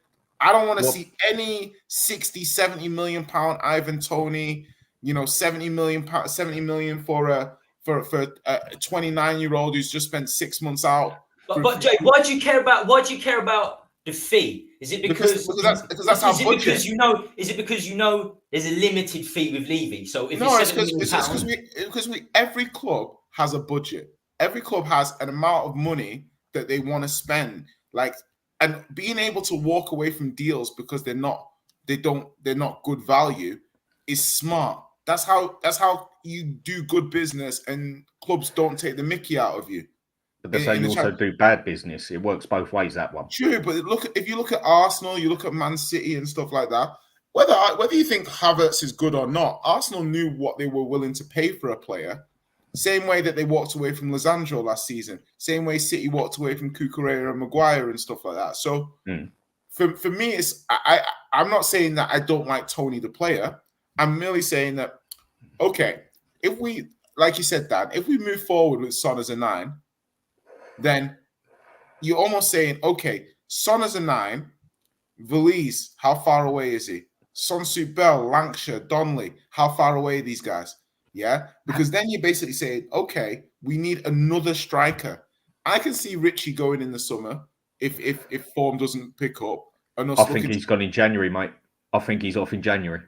I think January's a little. I don't think we'd leave ourselves that exposed, to be fair. But it depends again how these young players move on. And when you say it's not our money, but it is, because everything at Tottenham Hotspur, I think, is all interlinked. The bad transfers we made of Lo Celso and Ndombele, we are still paying those transfer fees off. Do you know what I mean? We are still paying for those mistakes. And those payments that we're making affects our ability to go all out on other players. Do you see what I mean? So we do pay for bad transfers for the foreseeable future. So whilst it's not our money, I need the club to spend well, because we have a limited budget and we have to use it to the best of our ability if we're remotely going to try and challenge at the top of the league. Do you know what I mean? That's just how I think about it. That. I think the way you got to put it, people, whatever side you come to, under Levy, you're going to have a limited budget. Of course, you've got a limited budget over all owners, but we know probably more so under Levy over the 22, 23 years, 46 transfer windows. We've seen him drop out of a lot of transfers. Maybe ones he should have gone for: Grealish, Bruno Fernandes, Diaz, because of £5-6 million. But then we've also seen him drop out of transfers. What I want to ask you, Jay, what I want to ask you, Jay, is we did sign someone that isn't Valise, an attacking option when Kane signed. It's Brennan Johnson, £60 million, 50, £60 million. Yeah. I mean, what did you make of that sign? Do you not think he might go into the number 9 position? Is he right? I mean, he's meant to have that capability. Yeah. Yeah, and I think the thing is that we're starting to see. Go on, Dan. I don't get why we actually bought him, though. I mean, but that's what I'm saying. Do you think it's money? That's what I'm asking. I think we should have got a defender. We should have got a defender with that. It doesn't work out money well spent, but we should have got a defender there because, like I said, on the right side, left side, or wherever he's going to play, we're covered in all those positions. On the worst case scenario, you can stick Solomon on the right, or if even he's not playing, and whatever and Kulusevski ain't working, you can still bang Porro up there, and you're going to get just as a good job out of him, if not better job than Kulusevski, I think. We were covered. We're covered. Defence, we was not covered. Yeah. I think the only thing for me, the only thing for me is like the way I look at it with defence is that it's almost like it's a bit like almost like buying 2 James Madisons. Do you see what I mean? Like, as in, like when you're not in Europe, it almost dictates it. And I know we went for Lloyd Kelly, and they wouldn't sell him, or we couldn't get to what they wanted. And it's almost like, well, if Lloyd Kelly was identified as the person that we want and we can't get him, and maybe we'll go back for him in January or whatever, then I completely agree with you. I would have loved a centre-back, but then if you're in Champions League or something, the quality of centre-back you can get is better. And the number of games that you've got is more, so you're able to offer a proper rotational option. I think it's very difficult to bring in a Van der Ven, highly rated, lots of clubs like him, and say, listen, you're going to be our guy, we're going to mold you, we're going to develop you, and then bring in another 21, 22, 23-year-old defender with no Europe and say the exact same thing to them and almost think, how's that going to work? Do you know what I mean? I think you're being a bit too soft on a player's head there, because as far as I'm concerned, if I've just gone and bought my player for 50 million, there you are, that's going to be your position. Yeah. And then I go and buy another player who's going to be right up his backside the whole time, and that the minute he messes up, that one goes there, and he can't handle that pressure. Then I've made a bad buy. I think that's good. Look at Man City. Every time one of those players has a crap game, off. Yeah, true. But the thing is they evolve the squad too, Dan. So I'm not disagreeing. You're right in what you're saying, but it's also the squad has to evolve organically for me. So it's like yes, I would love to have all these players in at the same time, but we've also got 4, 5, 6 new first 11 players already. Do you see what I mean? So it's like it comes to a point where you're like, I don't want us to be like Chelsea. I don't want us to have so many players coming into the squad. Instead of Johnson, I'm not even saying it like that. Instead of Johnson, forget him. What did we pay? 47 million? Yeah. Are you telling me we couldn't have got a good striker? I think we have the money for. I think we have the money for a centre back, though. In no way, shape, or form. Either way, but if you didn't want to add that many to it, I totally get your point. You don't want to do a Chelsea and I think it's more 12 instead of him. Take that money out of him, and put it in a central defender, so that we've got a fight there and also pure cover. No, and you're not wrong, Dan. The problem for me is that if you have a Van der Ven, right, then you've got the quality of who you're going to bring in. Are you bringing someone better than him, or are you bringing someone worse than him? I'd want to bring in someone of his standards. Okay, so the thing someone that can fight for him and Romero and also cover. Can't you bring someone slightly different? When I say someone experienced, someone with experience at centre back, because Van der Ven's definitely. But then you start getting into the profiling of what we're looking for: that pace, that understanding, someone that can win duels, the right age demographic. And then you look at Dorrington and Phillips and you think, you know what? It might be better to give these guys 6 months and see what they're about. And then in January, if they're not up to it, we can bring someone in rather than just bringing someone in for the sake of it, just because we need bodies. And I think that's where we've improved a lot. Whereas we've brought in so many players recently. If it works, if it doesn't work, then it's shocking. But even if it doesn't work, it's absolutely shocking, isn't it? Yeah, but even like if Romero's injured, we're in trouble, aren't we? Yeah, exactly. No, we can say we're not getting a centre back in. We get my Sunday league guy, and no one's seen him play. No one's seen him play, so we don't know. But if it doesn't work out well, that's not great, is it? I mean, I don't think either of you are wrong. I personally think we're a centre back right. I understand the love, and I understand the love for wanting young players to come through. We saw it with Pochettino. We saw it was built on young teams. It's easy to support young players, isn't it? I think the balance is key. Even before Van der Ven, I said I want an experienced centre back. I'm happy with Van der Ven. I think he's got good pedigree. He's got a lot of traits that you want from a centre back. So far, so good, isn't it? We wanted someone experienced and a relatively young player as well. I think you could have got a Laporte. You could have even got someone 30 plus. Yeah, definitely. Just to, I remember back in the day, we had Edgar Davids in centre midfield. He's never really going to play for longer than a season, but he taught the centre mids. He taught the young centre mids what to do. We had Noureddin Naibet And I think Ledley King so much of Naybet, Champions League winner. I think sometimes just having those players. I remember like Liverpool signed Milner.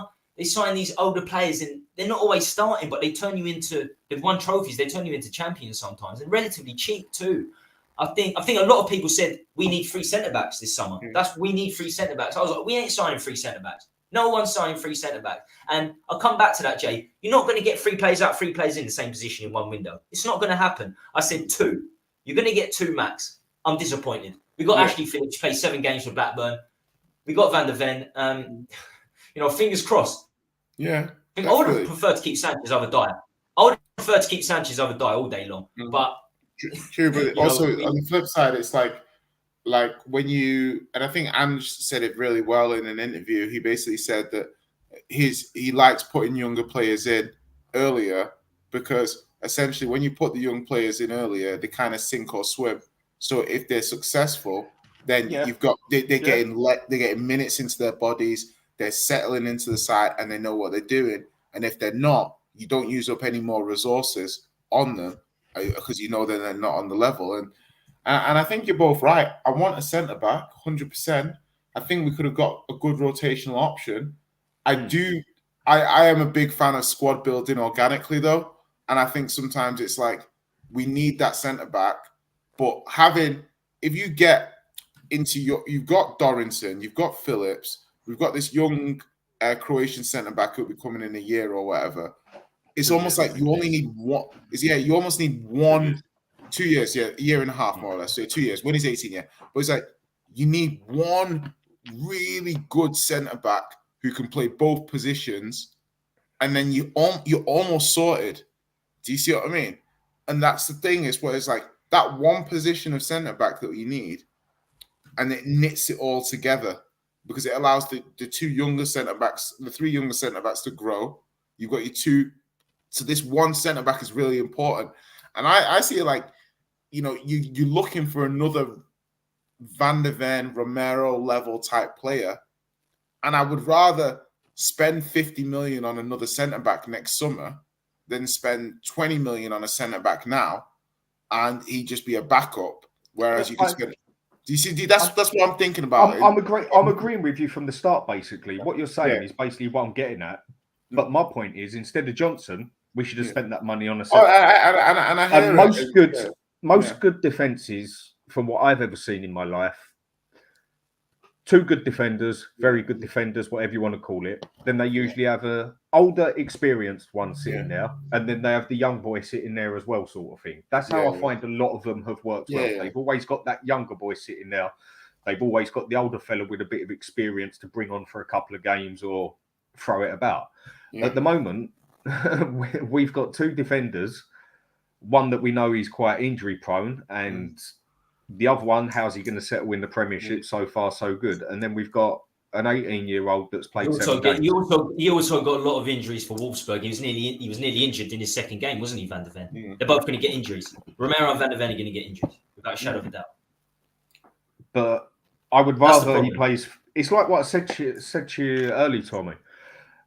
Playing Phillips is definitely a better idea than playing Dyer, because if he has the crap game, then people ain't going to take it out on him. They won't even take it out on Postecoglou. They'll take it out on Levy, saying, "Why didn't we put it?" Exactly.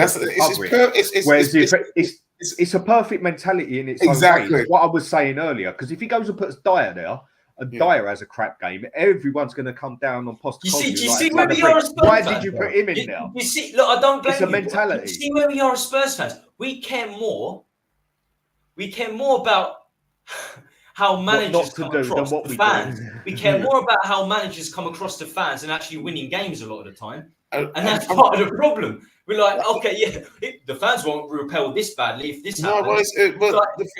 But I understand. I'm in the same. And Jay, I mentioned it earlier about why are we talking about budgets all the time? But that's where we are. The thing for me is that I don't like. I've never like. Spending money is, and the best thing that has ever happened really for Levy is Chelsea coming in and stinking up the joint after spending £1 billion. Because it goes to show him like it's not just money, and it goes to show everybody it's not just money. Spending money is not the cure. It's not the magic pill to win. Spending it well. What Liverpool do. Liverpool Exactly. don't spend that much money. It's just recruitment. when they It's do all down spend to it, recruitment. it's It's all just down to recruitment. it's not even their recruitment. It's not their recruitment at Liverpool. With Liverpool, it's when they've spent money, they've spent it bloody good. Yeah. And Yes, simple as yeah. that. We have spent money. It's Yeah. just 9 times out of 10, it's worked out crap over the past 10 years. If you look at and I think the thing you're perfectly. I think both of you are right in terms of that. It's like to me, I see us as being. We can be a better Leipzig. We can be a better Brighton because Brighton have some unique competitive advantages because of who Tony Bloom is. Same with Matthew Bentham at Brentford. These are competitive advantages because these guys work in gambling. They work in data. They're able to create these models and statistical modeling for their teams. On the other side, Spurs are more attractive, based in a better location, incredible facilities. So we still spend more than Brighton. We still have big budgets than Brighton. We still have bigger wage budgets than Brighton. We're still a more attractive club than Brighton. So everything that they do, we can mirror and mimic or whatever and do it on a bigger, better scale, like Liverpool did.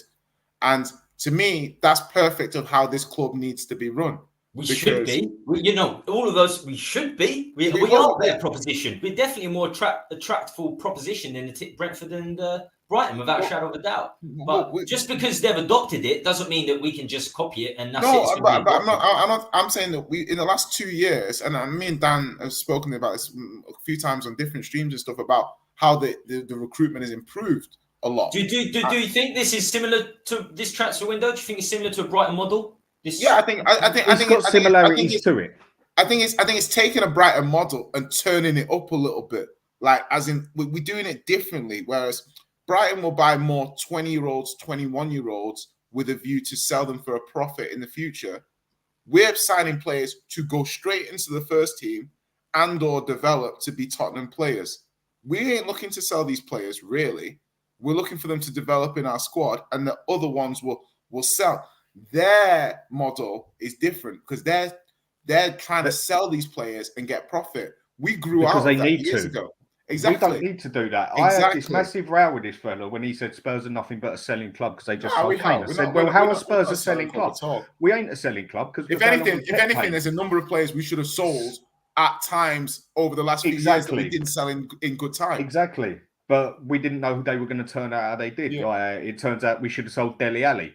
But yeah, or we should have sold people Eriksen for like 60 million, like a year plus. All that's if and so. We're definitely not a selling club. But the thing I do find as well is that whenever we seem to spend money, it just don't go right. And it's like I said to you earlier, Tommy, it just has not worked out doing this right. Get the player now, get the manager now, let's do it now.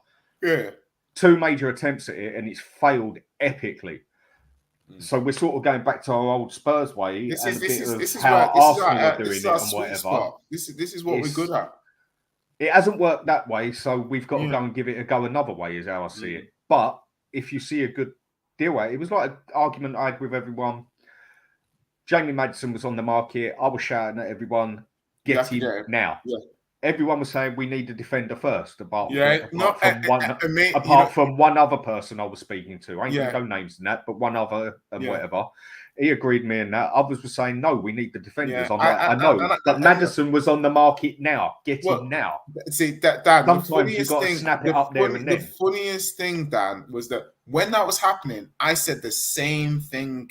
I said, listen, people are like, why have we not signed a centre back? Why have we not signed? I said, listen, because of the nature of the deals that we've done, we had to do it in this order, because with Maddison, it was like we had to beat Newcastle and other teams to it. If we wouldn't have gone for him then, we wouldn't have got him. He was on the market then. With goalkeeper, Forster got injured, and Hugo said he wanted to go.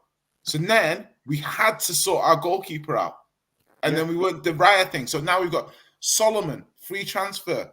We weren't the only team that's time sensitive. We have to get him to sign for us before he goes to sign for somebody else.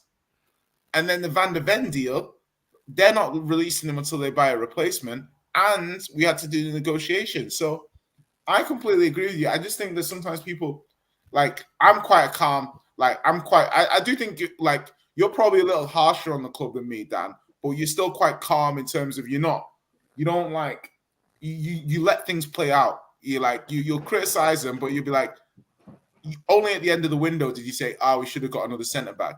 You weren't crying about a striker as much as a lot of other people were. Yeah, whatever. I wanted that defender. The way I saw it, so you wanted that second we should have got that Van der Ven done deal earlier because we could have got that done earlier. Yeah, we could have. Yeah, and that might have helped us get the centers. But then we couldn't get our centre backs out because these guys refused to leave.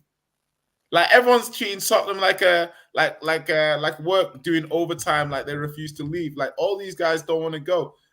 They surprised me because at the time it's an easy club to play for. There's no pressure. It was an easy club to play for. There's no pressure. No more. We were a soft touch. I love your optimism, Jay. I love your optimism, and I like to. It's not optimism. It's you can see it with your eyes. You see players being frozen out. You see players not being selected. Yeah, but in another way, we weren't an easy club to play for under Conte. But the problem is, Conte was so set on his head that it had to be that way that he left Basuma out because Basuma didn't just want to stay back and defend. Yeah, he wanted to do what he was best at, and that was box to box. Yeah. And so that was why he left Basuma out, and he had a couple of injuries. Then lo and behold, someone else cut. So being set in a certain way isn't necessarily good because look at how Conte screwed it with that. But with Postecoglou, I do see that this is how you're going to play football, but he's also willing to give that chance for you to adapt to that football before he makes his final decision. Yeah. It's definitely more positive than negative what's happening at the moment, but we will see what comes with the bigger clubs, Tom. Yeah. Like we said. But I still feel we should have got that defender instead of Johnson. And I think that brings us to the penultimate segment of tonight's show. We are back this Saturday. Sheffield United, we are back. We're still unbeaten in the Premier League. In fact, the next three games we go Sheffield United, Arsenal, Liverpool. Yeah. It's huge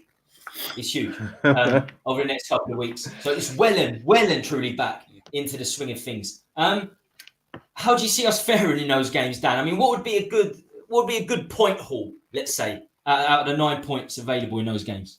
5. Give me 5 points out of that. I'll snatch your hand off. Yeah, and that's a win with. I'm blatantly a win with Sheffield, and then if I get a draw at Arsenal, I'm over the moon anyway. And draw with Liverpool, I think we got a worse record with Liverpool than we have with Arsenal. So if I get a point with them, I'm happy. If 5 points out of that, I'm happy. 6 points, I'm over the moon. I think the thing is it's funny because in a way, getting 5 points might be better than getting 6 points. And I know that might sound weird, but it's almost like because you have points means you because basically to get 5 points you're unbeaten. Yeah. But if you get 6 points, you lose it. You're losing a game to Arsenal probably. You're talking about on a mentality side, basically. Exactly. Like to go through those games unbeaten would be great for us. I can see where you're coming from. Yeah, I can see where you're going from. Yeah, but it's almost like you want from an efficiency point of view. You want to take the 2 wins and a defeat because it's more points, isn't it? But I think for me, the big thing against Arsenal and Liverpool is just going to be the performance. I've seen some stuff in our first few games that worries me a little bit. Not hugely, but just worries me a little bit. What worries you? So in the transition, sometimes like players, in terms of knowing where they need to be, that sometimes players are a little bit out of position. Van der Ven, I think he's been good, but he's been sleeping a couple of times. Like I found him earlier, Tom. Yeah, sleeping. Like he's conceding on goals because he's getting there a second late. Exactly what I said. That's exactly what I said earlier. That's exactly what you said earlier. I used to be a defensive scout, so I'm always on the defense. And traits fantastic, physically, quick, strong. But he's a little bit slow tactically. But there's an adapting phase. There's an adapting period to the Premier League. Listen. If Davinson Sanchez defended exactly the same way, the fans would be having his guts. If Davinson Sanchez had conceded the same 2 own goals that Van der Ven conceded, they'd be killing him. And even the Burnley goal, when the guy gets across him, he's got this habit of his man getting across him or coming in from the blind side and things like that. So He needs to work on that. Exactly what I was saying. Yeah, It's exactly what Tommy said. It's mad. So it's like, so there's that, and a couple of times, Poro's been really good. So I've not really got too many issues, but he's been really good. But let's see him versus Martinelli. Let's see him versus Jota and Diaz. Now you've just said exactly what I said earlier. Let's see him versus the best that the Premier League's got to offer, and also as well as that. I'm not as worried because we do come back. Like we were 1-0 down to Burnley. We were 2-1 down to Brentford under the Kosh versus United. The team seemed quite resilient. But there's been moments where the moments have gone with us. Like Brentford, big chance just before half-time, they miss. United didn't score when they were on top of the game in the first half. We've had moments drop for us a little bit. We was lucky with United that we was not 2-0 down in that first half. Absolutely. I don't care what anyone tells me. Second half we ruined them, but first half we should have been 2-0 down. 2-0 might be harsh, but going in at half-time, one goal down at least, we probably should have been 1-0 down. They had 2 chances they should have put in the back of the net. The Bruno one and the Rashford. How Fernandes missed that header, I just can't expect it. That was harder to miss it than bloody score it. We were lucky there, and a lot of people, I don't think, realised how lucky we were against Man U not to already be 2-0 down. Porro, I think the problem you get with him is he's always on his wrong foot facing the other defender. Yeah. He's always seems to have his side at the defender where the player can run across him towards the goal. He's not sort of on the side that makes him go wide from the goal. I think Porro has a lot to learn as a defender. But then the problem is with Emerson. Bang on. I think the problem with Emerson, though, is he's always facing the defender flat on. And what I mean by that is he's standing there looking at him with both feet facing at him, sort of thing. It's a bit of a... he inverts a little bit too much, and then he loses his bearings, Emerson. Like I like Emerson a lot, and I thought he had a great finish last season. But this new formation, it was like there was moments in like against Fulham as well. Fulham not so much, but against Brentford, Visa absolutely destroyed him. Like he against Rico Henry had a tough time, but that's what made me realize, wow, Rico Henry's really good. And I was like, do you know what I mean? It's like top player. He should be in the England squad, but that's where it's like these little things where it's pace. That's when I started realizing, this system, our system, when faced with pace and players not being in position or not knowing where they're meant to be, that's going to be fatal. And who's got pace? Someone like a Martinelli. You know what I mean? Someone like a Saka. These guys will punish you if you're not in position. Yes. They'll kill us in the transition.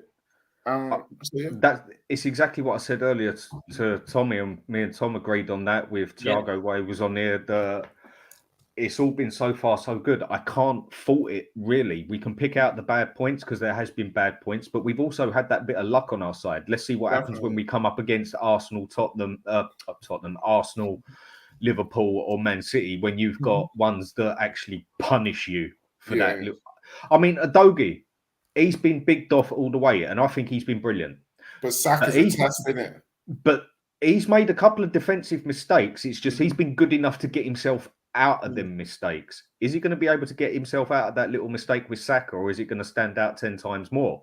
Salah too.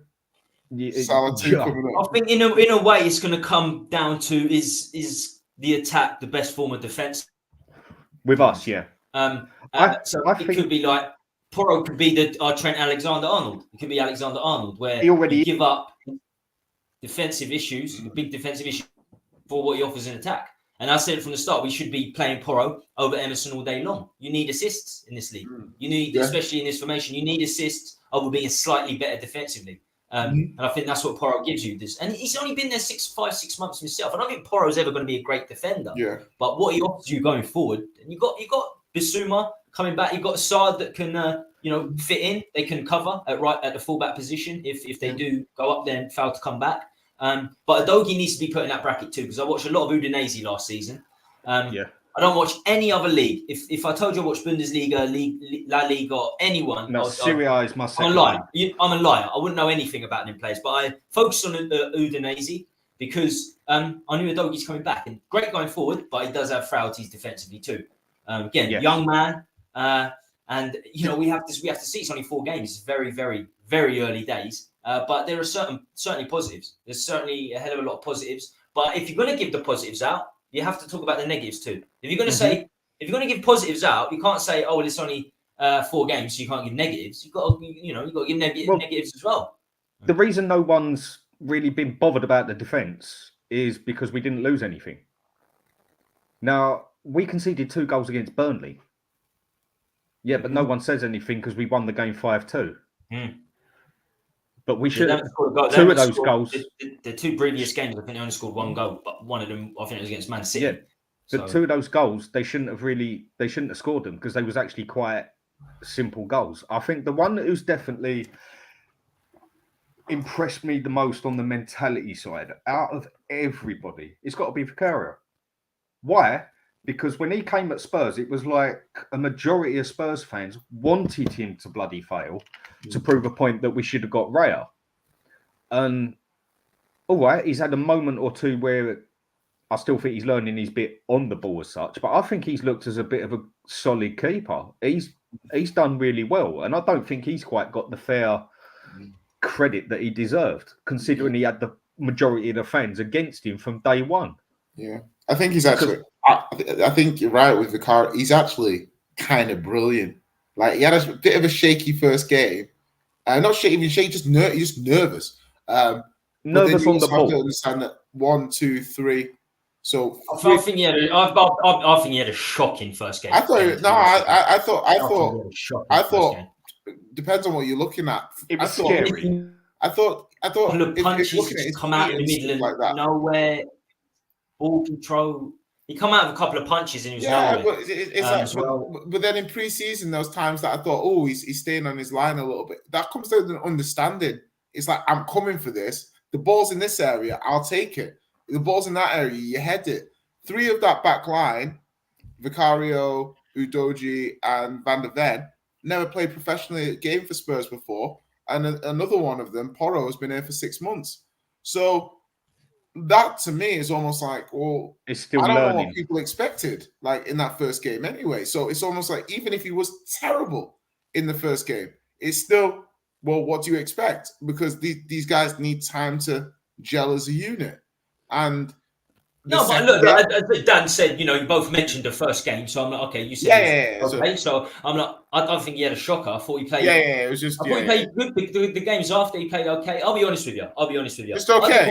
I didn't want Raya. I tell you now, I didn't want Raya. Raya wasn't the one I wanted. My issue was this: we bid for Raya first, £20 million. We went up the bid, so our number 1 target, without a shadow of a doubt, was David Raya because we bid for him first. If you bid for Vicario first and then up the bid and we're messing about with keepers, fair enough. He was our first target, not the one I wanted at all. I actually prefer Vicario's physicality, 6'3", 6'4" keeper. Ray is quite small. It's the point of why are we not going for the first target, because they want £5 or £10 million more. Vicario still, look, the jury's out. Vicario is a Brighton signing for me. If we look at the Brighton model, I would say Vicario is a Brighton signing. If he comes through that, it's a shadow of doubt. Same as Udogie.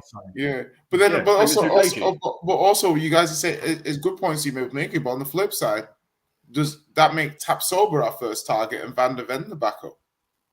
We don't know. I want it Tapsoba. Yeah, that's what I'm trying to say. So on the flip side, it's like you don't forget our approach when Paratici came in has been to negotiate multiple targets simultaneously, then pick.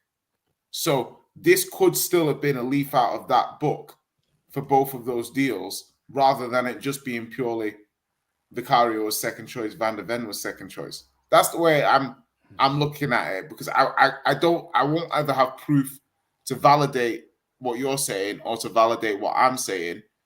I guess it's a glass half full versus half empty kind of perspective, isn't it? I get what you mean. You've got to have a plan of if your first don't work, you've got your second. If that don't work, you get your third. But I do believe on Van der Ven and goalkeeper, we got our second choice there. But at the end of the day, as long as they work, I don't care whether they were first or fifth choice. True. But on the flip side, I think we can safely say that about the manager as well to a certain extent. No. I think it's Twitter and all Twitter people all wanted us to think they were so desperate for us not to have a plan. Yeah. And the thing is that for me, the fact that as soon as the Celtic season finished, he was appointed, the CAA link running through the football club with all their players and all their clients and the relationship that they have with Levy. And to me, I think he was always our choice. He was always the guy who... I agree. People were crying about Poch, crying about Nagelsmann, crying about Slot. Yeah, he was always our choice. I think Slot. I was guilty of it as well. No, it's fine because the club hasn't given us enough. The club hasn't given you and a number of people enough. Very low credit in the bank to think that the club had a plan. I'm as an eternal optimist.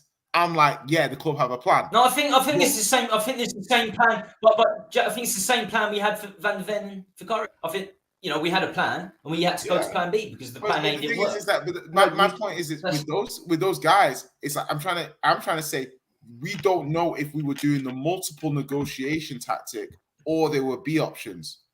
Yeah, I see where you're coming from. So we've got to use our own. Exactly. So you're gonna look at the club and think, this stingy club, of course they're going for the B option because the first option was, and I'm looking at it like value for money, and we don't know if by saving that money on Vicario and Van der Ven versus Tapso allowed us to bring somebody else in. Like we don't know if that allowed us to do another transfer that we might not have been able to do if we hadn't have saved the money on it. Do you see what I mean? With that, but with that, I see it sort of in between the pair of you two. Mm-hmm. I look on it, I do think they was our second choices, but I'm glad we had second choices. Yeah. Not just, I think we had our plan down and they was our second choices. We went for our first. If you can't get your first, you got to go for your second. Yeah. Fine, I'm happy. I would have been more bothered if it would have been, we can't get our first. Oh, who do we go now? Eeny, meeny, miny, mo. I would have been more bothered with that. So I'm glad that we had a second choice that we went for straight away as soon as we didn't get the first choice. That's how I see that. I agree with you both. And that hasn't happened recently as well. No, it hasn't happened recently. So I do agree with you both on that side of things, definitely. I think Postecoglou, we were negotiating with Tapsoba the same time as Van der Ven. Yeah. So I actually do believe Jay there. I do absolutely. But you think the Vicario one was Ray up, we were done. Okay. Ray up was a formality. We were done. We moved to the next time. Do you think there was an element of? Do you think there was an element of the club? Obviously, so I get that. So basically, Van der Ven was an option, whereas Ray, you think, was our first choice. But it's kind of like hopefully it's like a. But the problem is, the issue is, it always comes down to money. Yeah, no, and I said that, and I think I've said this to Dan before, where I've said like, what I don't want to happen is you get into too many situations where you end up getting if it is a second choice, where you keep getting the second choice in theory. Do you know what I mean? Because that I don't like that, because that would indicate that it's a money thing. But then it's one of those things where it's like, Arsenal. Good example is Arsenal, Zinchenko instead of Lisandro, Trossard instead of Mudryk. And these players have arguably been more successful than the original targets would have been for them in those positions. So I get where you're coming from on that. Yeah. The bit I want to make is, you see with Postecoglou, I was as guilty as anyone. Like, who is he? I knew he was Celtic manager, but I can't say I follow Scottish football. Checked him up on that bit of everything, liked his style of play and that, but it was like, where did that come from? Yeah. When you actually add it all up together, I think he was our first choice from day one. Yeah. Why? Because everything was kept so quiet. And are you telling me that all of a sudden this manager, that manager didn't work? He all of a sudden jumped in on Postecoglou as soon as he'd won the treble. No. Doesn't make sense. That was already spoke about. That was already spoke about long before then. And I think he'd personally turned around and they'd already made a deal. behind the lines, whatever. Well, we know why- it all why- happens. why- I why reckon do he you had think said, that- leave it till the end, let me get my treble, and then we'll sort our crap out. I personally think he was our and why do you think? How do you think we were able to go so quickly on Madison and even Solomon and stuff like that? Like we probably like. What do you reckon? You like Solomon? We can get him on a free, you know.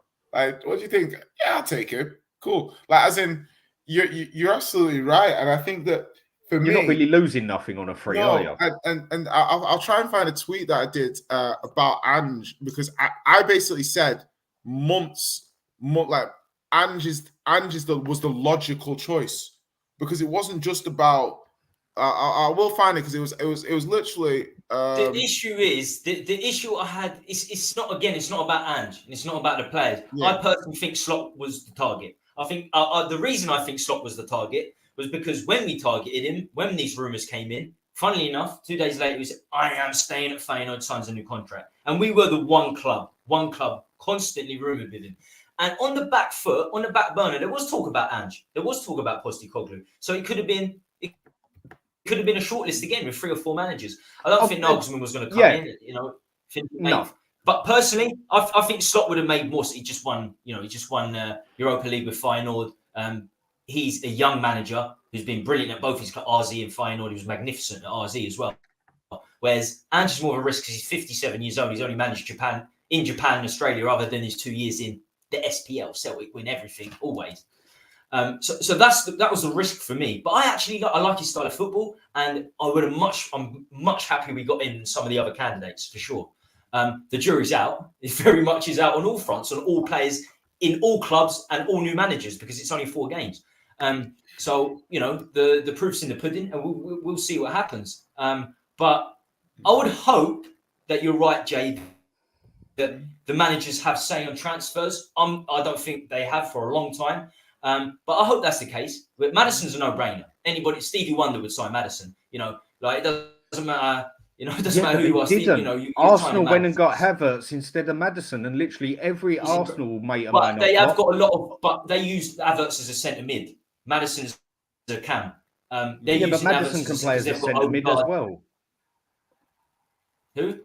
Madison can play as a number 8 or a number 10, and he can play on the wings.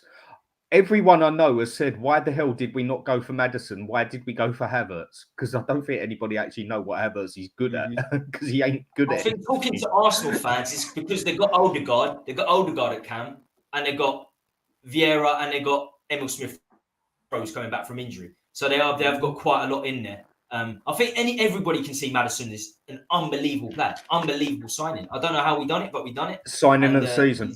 He's going to be signing of the season.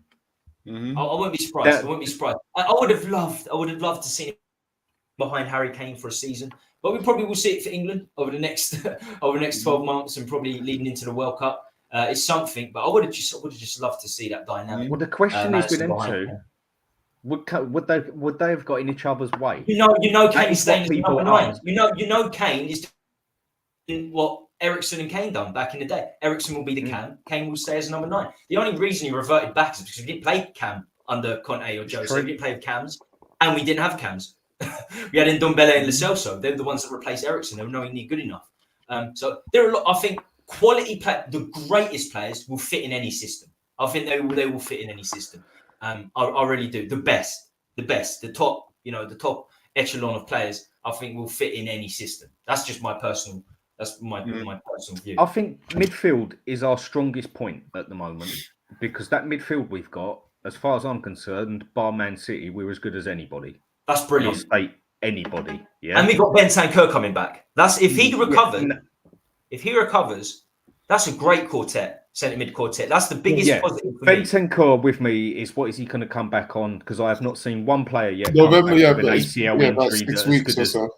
That is as good as he was. I haven't seen one player do it yet. Every player that has had an ACL injured has come back with a bit of a fear factor on them, or just not quite. The only person. There's one player that I know that's come back, and it didn't change him. It was Xavi. He's the only one. Yeah, he's the one who's. Apart but then from you that, think to yourself, what? Then I sometimes watch videos of what Xavi was before he did his ACL, but there's not a huge difference. And I think the thing is with Lolo, he's the kind of player he's just I feel like he's the sort of person who would trust. Like you just get on with it. Did you see his training video today? Who's that? Bentancur. He's back on grass. Oh, Bentancur, right? Yeah, he trained. He did the first bit of training with the squad today. I heard he was well in front of his rehab. He literally was like, he didn't do full contact training with the rest of the team, but the beginning, the warm up, the ball work and stuff, he did that stuff with the team. But you can do all that, and it can still they take. said it'd be like 11 months in February, so he wasn't. Yeah, I think he's probably still about 6 weeks, 2 months away from being. We can't rush him. Whatever happens, we can't rush him. Rush him back. But then you can still be fit as physically, but it still takes you another 2 months to adapt on the pitch again, to get used to actual pitch time again. I'm just skeptical of how's he going to come back. With me, it's fingers crossed, hope he comes back unhurt. But I've seen too many big players, and VVD, Liverpool is your prime example. As far as I'm concerned, he hasn't been half the player he was since he got his ACL injury. He is but that's because he was that good. But still, that's the point I'm making. Players that get them injuries don't usually come back to standards. But midfield is our solid bit. If the trajectory of Sarr is going to be how we're seeing him, like his performances so far, then we won't need him as such. But Bentancur, if he's fit, he's even-footed as well. That's what I love about Eriksen as well. Where would you play him, though? You play him at the moment. You play him over Sarr because Sarr's young. So you put Bissouma and Bentancur. So Bentancur was to fully come back. If it was fully coming back, fully integrated, you'd still. I think looking at the quality I've seen Bentancur over the years, you'd still put him just in front. So you'd use Bentancur as more your defensive midfielder sort of player, your ball winner. Yeah. Maybe, yeah. Yeah, I mean, they could do both jobs. They could both. I guess they could rotate. You might say Bissouma, because what you're basically looking for is then in the summer, it's a lot easier to say what Spurs are trying to do then, because then it's a lot clearer. So you're like, right, what would we need? Okay, we'll buy a DM, like a number 6, a top class centre back. Obviously, you're going to buy one in January anyway, but we probably need another centre back in the summer. So you basically say next summer, you buy a DM, a centre back, and maybe a top winger. Do you see what I mean? So now you're starting to get into the position with the team where you're buying. What you're basically trying to do is you're trying to buy players to go into the first team, and then it pushes those first teamers into becoming squad players. Problem that we had last summer was that we bought for the squad, not the first team. So when you look at the window, last summer's window, even though I liked the window in theory, but we didn't buy enough centre backs. You're buying all these players like Spence and Bissouma and Perisic and Richarlison, and at the end of it, literally only Perisic was going into the first team. Nobody else. The rest of the first team wasn't improved. So we've improved this window, because the window just gone. You had multiple people going into the first team. To lift the floor of the first team, and we didn't have that last time. So I think I agree with you. Then, I agree with you both in terms of like it's small baby steps, and you got to keep going. But you got to start somewhere. Exactly, looking really positive. And we've got to hope that these players are in the first team, because if, let's say, Porro drops his standards, let's say Udogie drops his standards, we know he's coming in. We know, there's Davis there. Of course, absolutely. We want to hope that they're going to be there. We're going to hope that Bissouma standard stays the same because you've got Højbjerg behind him. The chances are they will. They seem like they're much better versions of the predecessors that came before them. Mm-hmm. So without a doubt, talking about the quartet, the centre mid quartet, the triangle is magnificent. That's the best thing to come out of this season. Mm-hmm. Second best thing, or you could even put this as the best, the top, is Eric Dyer. And not messing about with Eric Dyer. Just say, you're not good enough.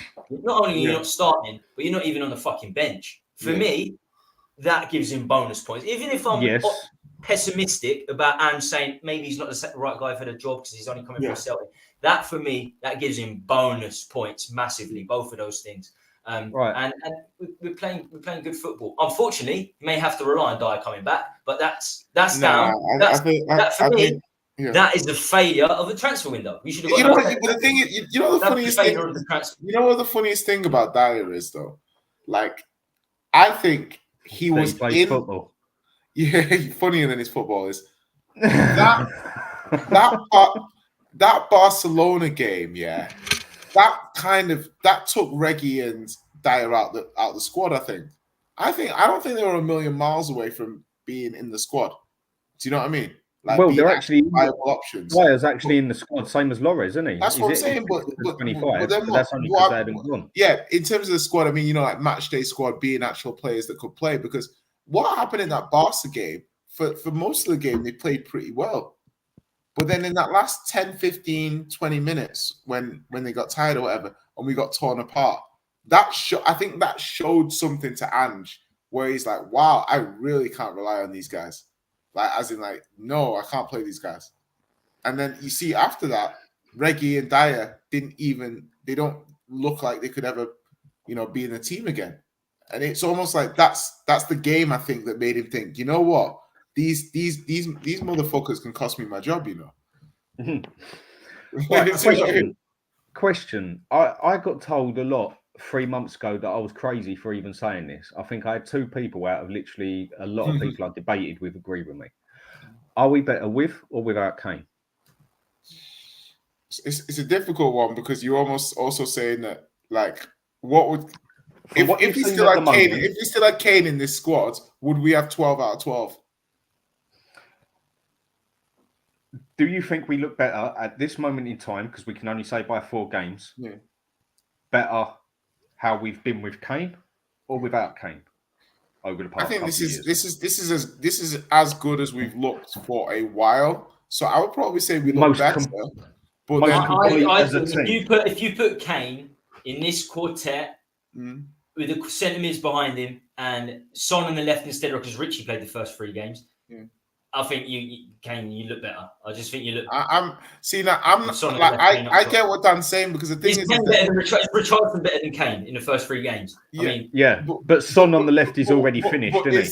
But also you can ask the question though, how we're going to find out soon, hopefully, if he plays there all season. But how far away is Son from Kane as a number 9? As in, like, what's the difference in quality? Because no one really knows. It depends how you want to play, innit? Exactly. Because there aren't that many better finishers than Son with both feet. Exactly. I said something. I was on another. He's on number 9 all day long. I tried to say to somebody, like, on another stream before. I said Son's the second best finisher in the Premier League after Haaland, and they were like, they were like, Jay, that's ridiculous. And it's one of those things where when you say it, people then say, hold on. I was like, okay, listen, if I give you Salah, okay, I'll give you Salah. Why not? I don't think he is really, because I judge it from if you're running through on goal and my life is on the line, like there's a guy with a gun to my head and he's going to shoot me unless the player that's going through on goal scores, I'd put my life in Sonny's hands. Like, that's how... No, you wouldn't. If Spur at the moment. I saw him last season snatching. That's the first half of last season. That's broken. That's broken groin. Son's problem is when he's got time. Golden boot. That's not golden boot in an Antonio Conte side. Son is Spur at the moment, and that's when he is best. When Son has got time to think, is when he usually screws it up. When it's got to be done bang there, I think he gets it right. I just think Son's an insane finisher. Like, he's a very good finisher. I think he's an insane finisher, but he needs a defense to play a specific way, especially if he's going to be very good at number. Burnley played very high, so they left space in behind. But also, like, let him cook. Like, is in terms of, like, let him learn the position as well. We got to. We got no choice. That's what no choice that goes there. So we're gonna have to now. He needs time to season, and it's like that first goal against Burnley. That's a finish. Do you know what I mean? That's like, you couldn't tell. I won't deny it. You'd have thought that he'd been scoring for fun. That's what exactly. That's what I'm trying to say. Like, yeah, but that's what I'm saying. It was Spur at the moment. He didn't have time to think about it. Yes, he just did it. That's true. But when he has time to think, that is not fair, strongest but point. you could also argue that, like, to me, the movement, like, okay, people done say that high brilliant. line. You're right, but then without that high line, the movement you're going to get from him will be different. Do you see what I mean? As in, like, I don't think he's going to be Cavani, but I think he's going to shock a lot of people with his movement in the box. Do you know what I mean? Getting between defenders, like these kind of things. Plus, with the captaincy, like he's going to be a good poacher. Yeah, exactly. That's what I'm trying to say. Like, you know, like a Jermaine Defoe used to be, sort of thing. Except Son has got 2 feet. He just can't. Exactly. You give this guy space in the box, he's finishing. He can score. Exactly. No, I agree with that. Yeah. My thinking on Son is I think some players need to be touching the ball a lot to score goals. I think Richarlison's the same as that. Richarlison scored all his goals for Everton on the left. Comes in, he needs the ball. Richarlison as a number 9 doesn't work because Son doesn't need the ball, right? I think Son, well, his golden boot, he was on the left and he got 23 goals. His career been on the left where he scored all his goals. I think he needs a specific system. Like Leicester, he scored a hat-trick, high defence. Burnley scored a hat-trick, high defence. He can learn to play with a deep line. That's going to be a big banker on where our season goes. What happens to play with a team with a deeper line? Can Son still find the space and get the goals? As a number 9, that will be the biggest test for him. He's our best option. Without shadow of a doubt, he's our best option. And I've got to get this in because Delane, member of the Hotspur Hood, he's adamant. He wants to chat about the Johnson deal for the Sheffield United game. Do you think Johnson will start? I mean, look, Delane puts in here over Solomon and Perisic. Does he play over Kulu, perhaps? Do you think Brennan Johnson gets in anywhere? Against Sheffield United, Dan, I'll start with you. If I've gone and bought a player for 47 million, I expect him, unless I'm Man City, basically, to be a starting player. But if I'm going to start him at a game, Kulusevski's had 1 good game out of 4, and that was his last one. All right, he scored a goal in the other, but apart from that, I think he's looked less than average. But then so have a few others. If we're going to do it, Sheffield United might seem your more logical chance than doing it against Arsenal or Liverpool. So I could see him getting started against Sheffield United over Kulusevski. I don't see why not. The one that's going to get on my nerves most if he takes Son out the middle. Do you know if Richie's injured? Do you think is Richie injured or mentally? Yeah. So he says. He's not actually injured, is he? Physically, he's all right. No, I think he's okay physically. Like emotionally, mentally, he's just saying he's done basically. Yeah, he's struggling a little bit. Delane's message here is basically saying, get Richarlison. You know, if he's well, Perisic plays side. on the left. Johnson plays on the right, doesn't he? Johnson plays on the right most of the time, doesn't he? So I mean, just Johnson come in. Just Johnson come into it anywhere. I think I'd stick. I'd. Do you know what? I'd probably put. Who would you put on the left? I would Solomon or Perisic. I would put Solomon or Perisic on the left. I'd probably give Solomon a go in this game because it's a different kind of game. Like, and I would like to see but Perisic against a low block.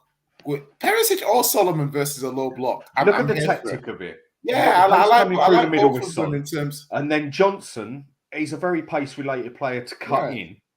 Perisic is probably our best crosser of the ball all day long. No one even touches but with no Richarlison. He'd be good as the slow player to cross it over the length. Maybe with Richarlison, because Johnson coming in the back stick with Perisic picking it over. Yeah, that sounds with nice. Son running down the middle. But if you puts it over. Exactly. But if you go in, you can make an argument that if Son's being the 9, then Solomon being the left winger makes more sense than Perisic because of the skill set Solomon has. You know, I think this completed dribble against a deep block, Solomon's ability to beat a man and drive into the box, and I think it's going to be really big. I think Perisic has it too, but Solomon's got a bit more pace about him. And I think that would probably suit a little bit better. I think Solomon will hit the byline quicker. Exactly. He'll hit the byline quicker, so he'll be able to get the driven crosses in. I think Perisic won't be able to hit the byline. He's a brilliant assister, Perisic. He often gets overlooked. He always has been at Croatia, Inter Milan, the lot. But is Son going to score from those sorts? So there'll be headed chances most of the time. That's what. But with Solomon, you're going to get more cutbacks and pullbacks than Perisic, where you're going to get more crosses. So that's why I'm thinking. I'm agreeing with you guys where I'm saying that Solomon will be more of a, and even Brian Gill.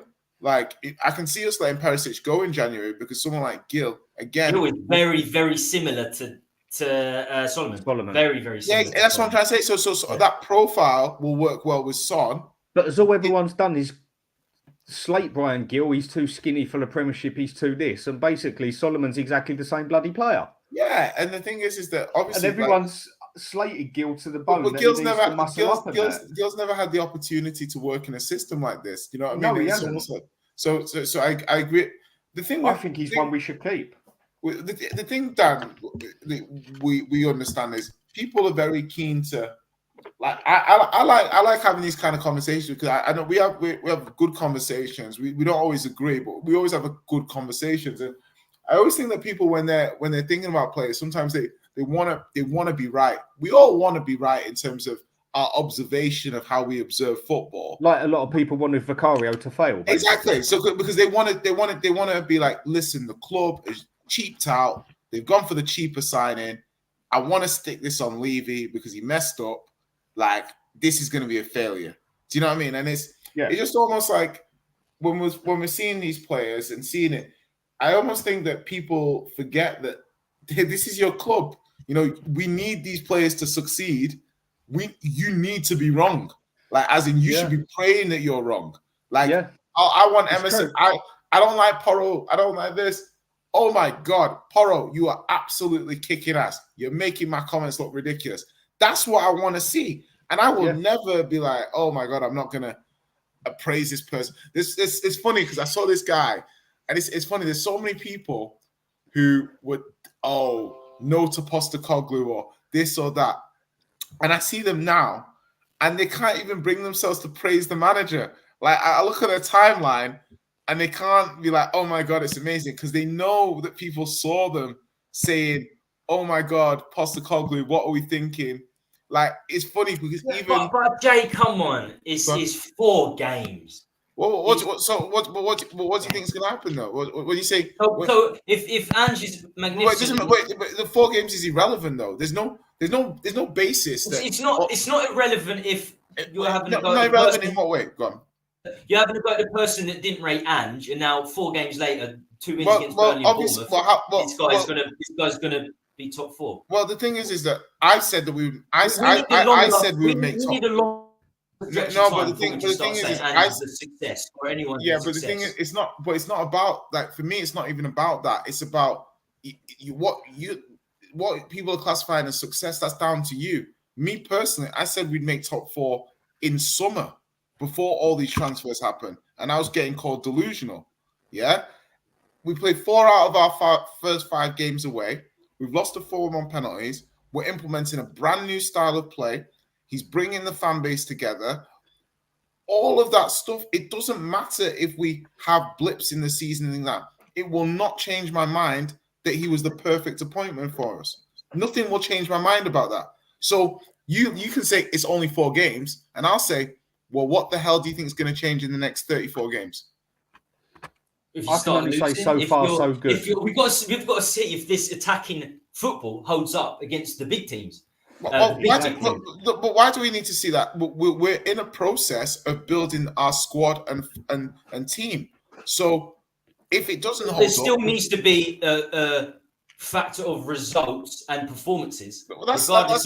You can have a plan. Everyone has a plan till they get punched, right? Yeah, I'm not doubting the. What happens when we get punched? That's the big problem.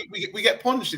That doesn't change anything. It's like if you brought Pep in and you lose 4-0 to Everton. That week you can say that, but it will. Do you think Daniel Levy will keep someone that's 10th in the league? Will keep a manager that's why would he be? But if he's 10th, there's something fundamentally wrong. Do you see? With this manager, I have the utmost standards for our club. I'm not expecting us to be 10th because if he's 10th, he's not the manager I thought he was. The players aren't the players I thought they were. Everything is linked together. We can't just be 10th for no reason. You just said no matter what happens, do you think? Yes, but by the same token, we're not. So if we're 10th, so if we're 10th in 20 games time, my point is no, listen, we're not going to be 10th. If we're 10th in 20 games time. Listen, if we're going to be 10th, something fundamentally wrong has happened. Like certain players we've had the broken defender legs. injured. Exactly, or something like that. And there will be context to it. It won't just suddenly be the team will fall off a cliff. There's no I get where you're reason both to coming believe. from. The But team Tom, will not just suddenly stop being good. There's no logic. It's the same way that people used to hope that Arsenal would just... what is your where's your No, barometer because of good? I've Your seen barometer it. of good. No. Your barometer of good is games. What do you mean? That's the problem. No, it's Barometer no, of good is no. 4 But games. see, like the thing is you're saying 4 games. I'm saying to you, how did I know Ange was going to be a success? How did I know that what he's showing us now?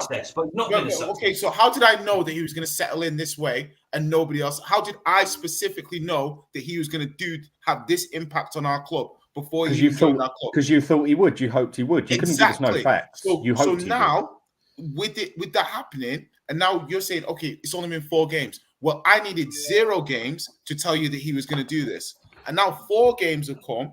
And it's validated the 0 games claim that I made. And you're saying, well, what's going to happen moving forward? And I'm saying to you, well, these players are not just going to fall off a cliff in form. I saw it with Arsenal and Arteta. When you have a manager who has a style of play and he's implementing it, the results will continue to come as long as the players are available and fit. If you lose certain players, then the quality of the team can drop. But other than that, your team is going to have an upward trajectory continually and keep going. There's no reason to believe it won't, apart from, well, what if it doesn't? There's no logic to saying what if it doesn't versus at the end of the day, Jay, this is our scapegoat season anyway, yeah? Exactly. I don't think he's under major pressure. So, exactly. Enjoy it. Indulge it, mate. So on this aspect, I've got to go with what Jay says, yeah, because of my bet against you. And if I remember right, Jay, you got the same bet with Mr. Box Office. I do. I've got the bet. I said to you, I've got a bet with someone, Jay. Yeah. Tommy is the one. Oh, Tommy, you don't think he'll be here at the end of the season? No chance. Ridiculous. No, whereas the bet with me and Tom is £100. This is I try and be reactionary. 50 quid to charity. I'm not reactionary. I've always, when it comes to Spurs over the years, I've learned to not become reactionary. And for me, 4 games, Bournemouth are getting relegated. Burnley probably get relegated. Brentford didn't have Ivan Toney. Man United had, Man United's a good win. Any season you beat Man United is a good win. But I've got to look at Brentford. You've got to look at the teams you're playing. We can't just say, okay. You know, Brentford have only lost twice at home in like 18 and this games. is going to be the biggest. This is the biggest issue with all managers in any league. Always, will it be able to hold up against better teams?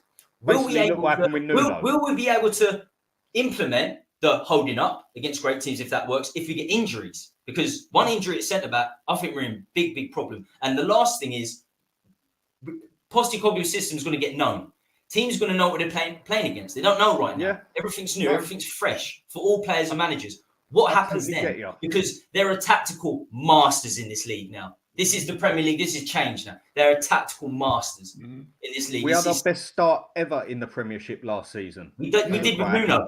We did with Nuno. Exactly. But the reason I've got to go more with Jay on this side is because at the end of the season, next season, Ange is still going to be here. So I've got to stick by my bet on that one. Yeah. But I've got to look at, you mentioned best start. I get where you're coming from. I get where you're coming from. First 3 games, including Man City, doesn't matter. Yes. Yeah, but look at the performance. But the thing is that you're trying to find reasons for why this won't continue rather than looking at. I'm not. What I'm saying is that I'm just trying not to be reactionary after 4 games. But I get that. So to certain fans, to me, I'm not being reactionary. If anything, I'm continuing down what I've been saying for the last few months. So I get to what you've seen for the past 4 games. Exactly. So those 4 games have validated my opinion that I had in the summer. So to me, I'm not being reactionary. I'm like, this is amazing. To you, but the next 10 games might go on Tom's side. We don't know. Absolutely. But I don't want to be on that side. I can assure you, I do not want to be on that side. But the thing is, maybe slightly because I put money on it now. But usually I wouldn't want to be. But and you're both right. Listen, I might just be overly optimistic. But I'm saying. When I say this, people think I'm being negative. But I tell you what, I was the one who stuck up for Ange when we lost to Fulham. I was the one person who stuck up for Ange. I said, it's early days. He doesn't know his team. okay, shouldn't have made 9 changes, but he has to make changes. Yeah, he has to see what's thinking. I think like rational people like. I'm not trying to be reactionary because I want Ange to foul. I'm just trying to look at the game specifically. I get that. And there's a lot of people. After that, mate, listen, there's a lot of everyone people. lost shit on Postecoglou. I didn't lose my Yeah, shit. bro. Yeah, listen, I'm with you. There's a lot of people who were like, I don't want Ange. I don't want Ange. And then Ridiculous. 4 games in, they're like, oh my God, it's amazing. Blah, blah, blah. I get you. And that to me is very flip-floppy. Like, do you know what I mean? As in that is quite flip-floppy to me. On the other hand, I wasn't sure, so I kept my mouth shut when it came exactly, to that's what I'm saying. So it's I like, just was not sure, so I just kept quiet on that one. Being impressed with how the team started and being cautiously optimistic and saying, let's see what happens. That's cool. No issue with that. And some people are going to be on my side who are going to be like, oh my God, the team's going to be amazing. And this is our guy. This is our Fergie. Like, I'm all in. And some people are going to be a little bit more hesitant. The problem is though, Jay, mud sticks. And if we want to go by history, then Tom has got more chance of being right here. But yeah, it does. We don't know what's going to happen. So far, so good. I can't. And it's an exciting start. Yeah, the way I see it, Tommy and Dan, is that to me, I romanticized this Postecoglou appointment because I was like, imagine a manager has spent 20 plus years around the world honing his skills, developing, to come to a team like Tottenham that hasn't won for 15 years and is here to fix us. Yeah? The romantic in me is that's what's happening here. This was his destiny. Like, his destiny was... We're getting into fate now. Yeah. His destiny was to manage Tottenham Hotspur and bring us trophies. That's what he was put on this planet to do. That's where he's gone around the world improving and honing his skills to one day come to the Lily Whites and make us winners. Just and like the when Vikings. you look at it like that, it's fate, right? Exactly, that's what I'm trying to say. The thing is that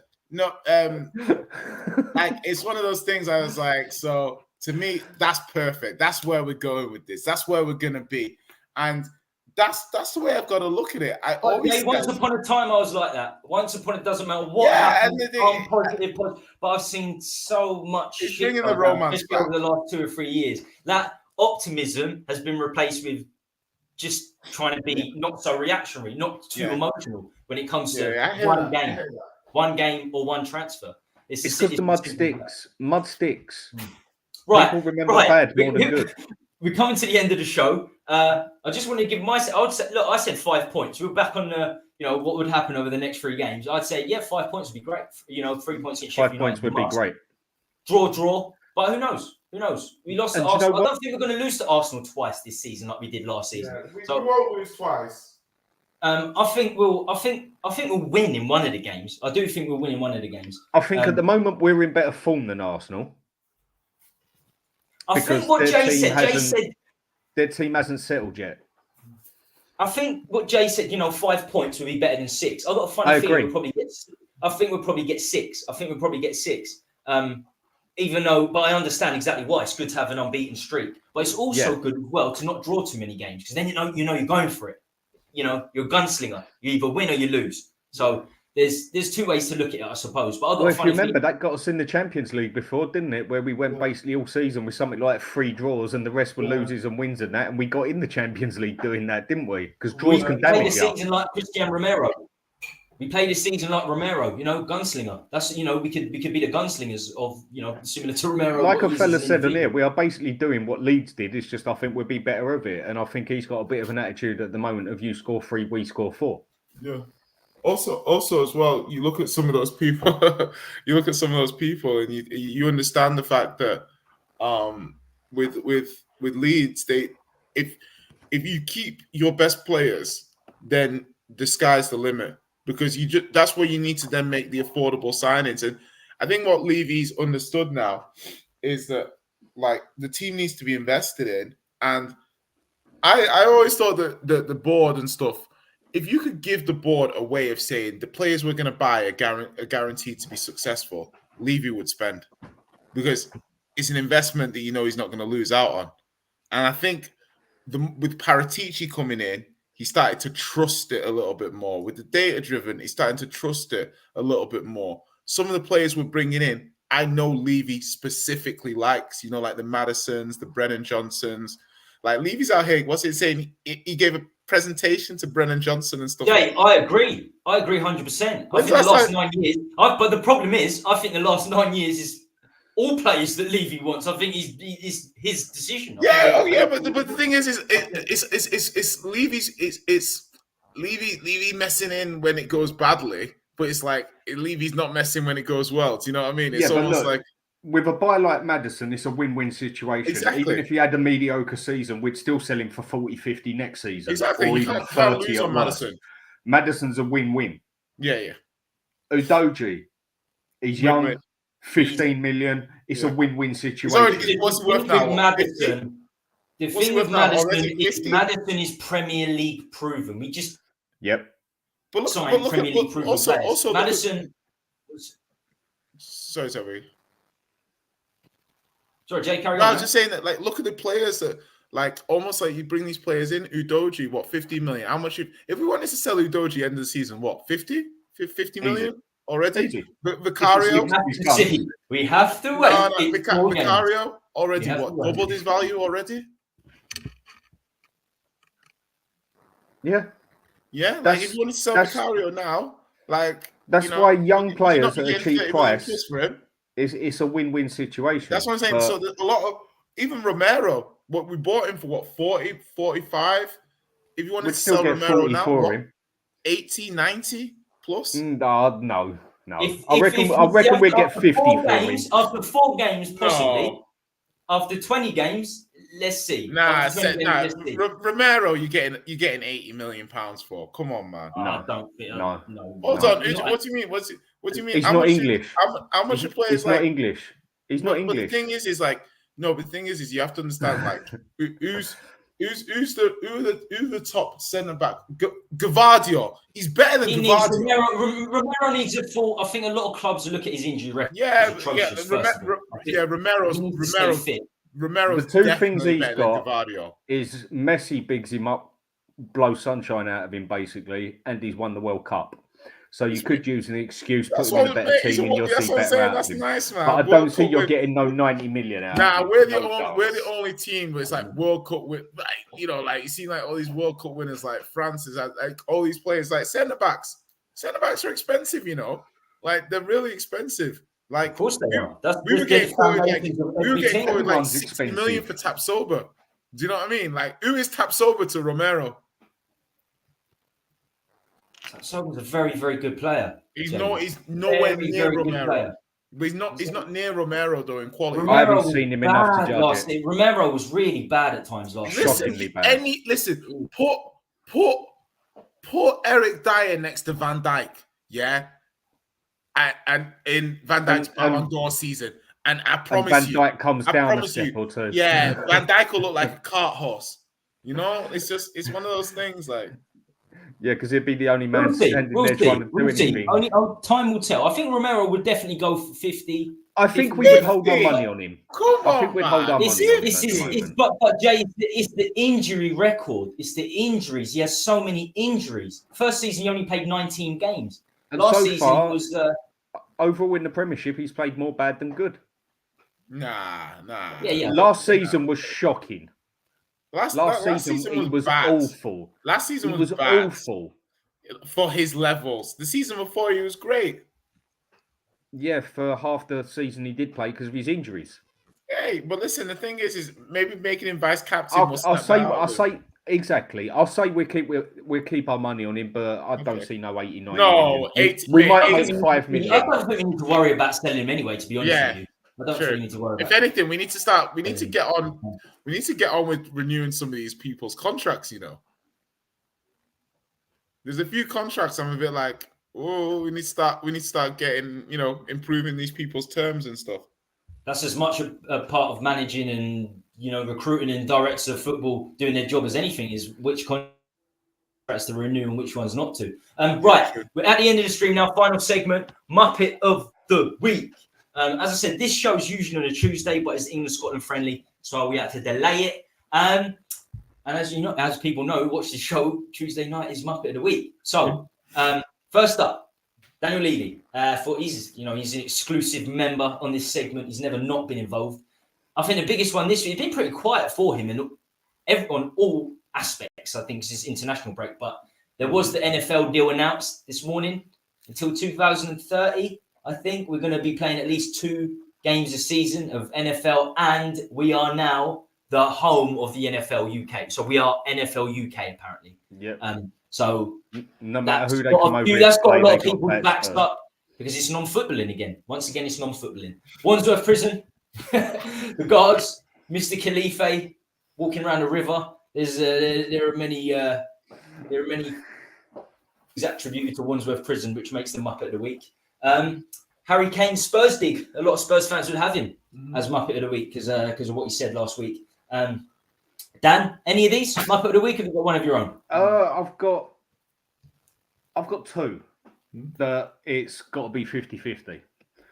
Now, I'm going to go with the end one for Muppet of the Week, except I'm going to swing it on the Spurs fans that took it to heart. For me, they're Muppets of the Week. Why'd you take that to heart? What did it matter at the end of the day? Why did you get your knickers in a twist over it, basically? I think everyone, even Thiago earlier, I think we're all in the same... mate, I've heard a lot of others, trust me. I've heard a lot of others that have gone right into it about it, and they was not happy with it at all, and now he could go and do himself for all they care. I think for Spurs fans who just took this to heart, for me, it's just yeah, like I said, I think the other ones Muppets of the Week are the Scottish fans for me, because I did not enjoy. That's a good shout. I did not enjoy what they did with our national anthem and that. I thought it was disrespectful. No, it's not the end of the world, but it was just uncalled for. And then we go and bang them 3-1 without even going into second gear. I think they were the ones who looked the Muppets at the end of it. I think you should put Scottish fans to take that. I think Scottish fans would win over Spurs fans. Spurs fans are bad. Right. I think a couple of Spurs fans did Muppet of the Week. You choosing any of these? Have you got one of your own Scottish fans? I would say Muppet of the Week's very plural. Yeah. No, it's I think some of the reaction to Maguire, I think probably puts.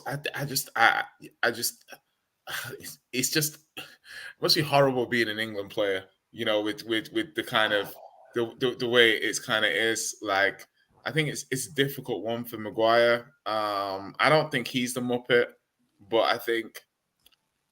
I don't know. I think the way people speak about people. I bet he feels like a Muppet after his mum's gone on TV sticking up for him. The options from you two so far have been Scottish fans, Spurs English fans, and English fans. Yeah, fans in general have not been covering themselves in glory this week. Let's put fickle fans. It's one of these words. I'll go with that one. Yeah, fans just fickle fans, like Muppets of the Week, fickle fans. It's just I'll go with that. Just very I'm keen. I'm outvoted, but I would have gone with Wandsworth Prison. Dan Khalife, walking around a river. Most wanted man in Britain. You're walking around a fucking river and just open, like you're my. The thing is like obviously you say that, but obviously when you think about it, you're like, well, what would you do? You say Spurs Spartan. You say that now, but come the end of the season, when he's worth 90 million, you're going to be the first to be like, oh man, Romero, don't let him go. Yeah. Oh, please don't go, Romero. And when Postecoglou minimum. And then when Postecoglou's still here this next season, that's 50 quid in my pocket, exactly, 50 quid to charity. And what's your bet with Mr. Box Office? Mine's he's going to wear an Arsenal shirt on a stream for a few streams, yeah. I'd rather pay 500 quid. Yeah, I'm gonna tell him, this. I thought it was gonna be hard. These guys are making it too easy, aren't they, Dan? It's like you think they make this one. I can't argue with you on it. I'll agree with you on that one. I think even if we finish at 8. It's 12. If we're in 12th, I probably still wouldn't want Ange to go, if I'm honest with you. Yeah. I don't trust the fan revolt. I don't trust the As fan all revolt, fans and I don't were trust. saying at the start, as all TV. the fans kept saying is, I want to see a progress in football. I want to see better football. It don't mean you're going to win by playing better football, more But exciting. we said that football against. to We said watch. that. We said that with. We said it with Conte and Stellini. We need to play four at the back. We need to play four at the back. We played four at the back against Newcastle. Went 5-0 down in the first 20 minutes, and all the fans left the building, and everybody turned off the Newcastle game. It's because we stuck two wing backs at the bloody fullback position. So you've got to be careful what you wish for. You know, fans don't know what they want a lot of the time. Fans do not know what they want.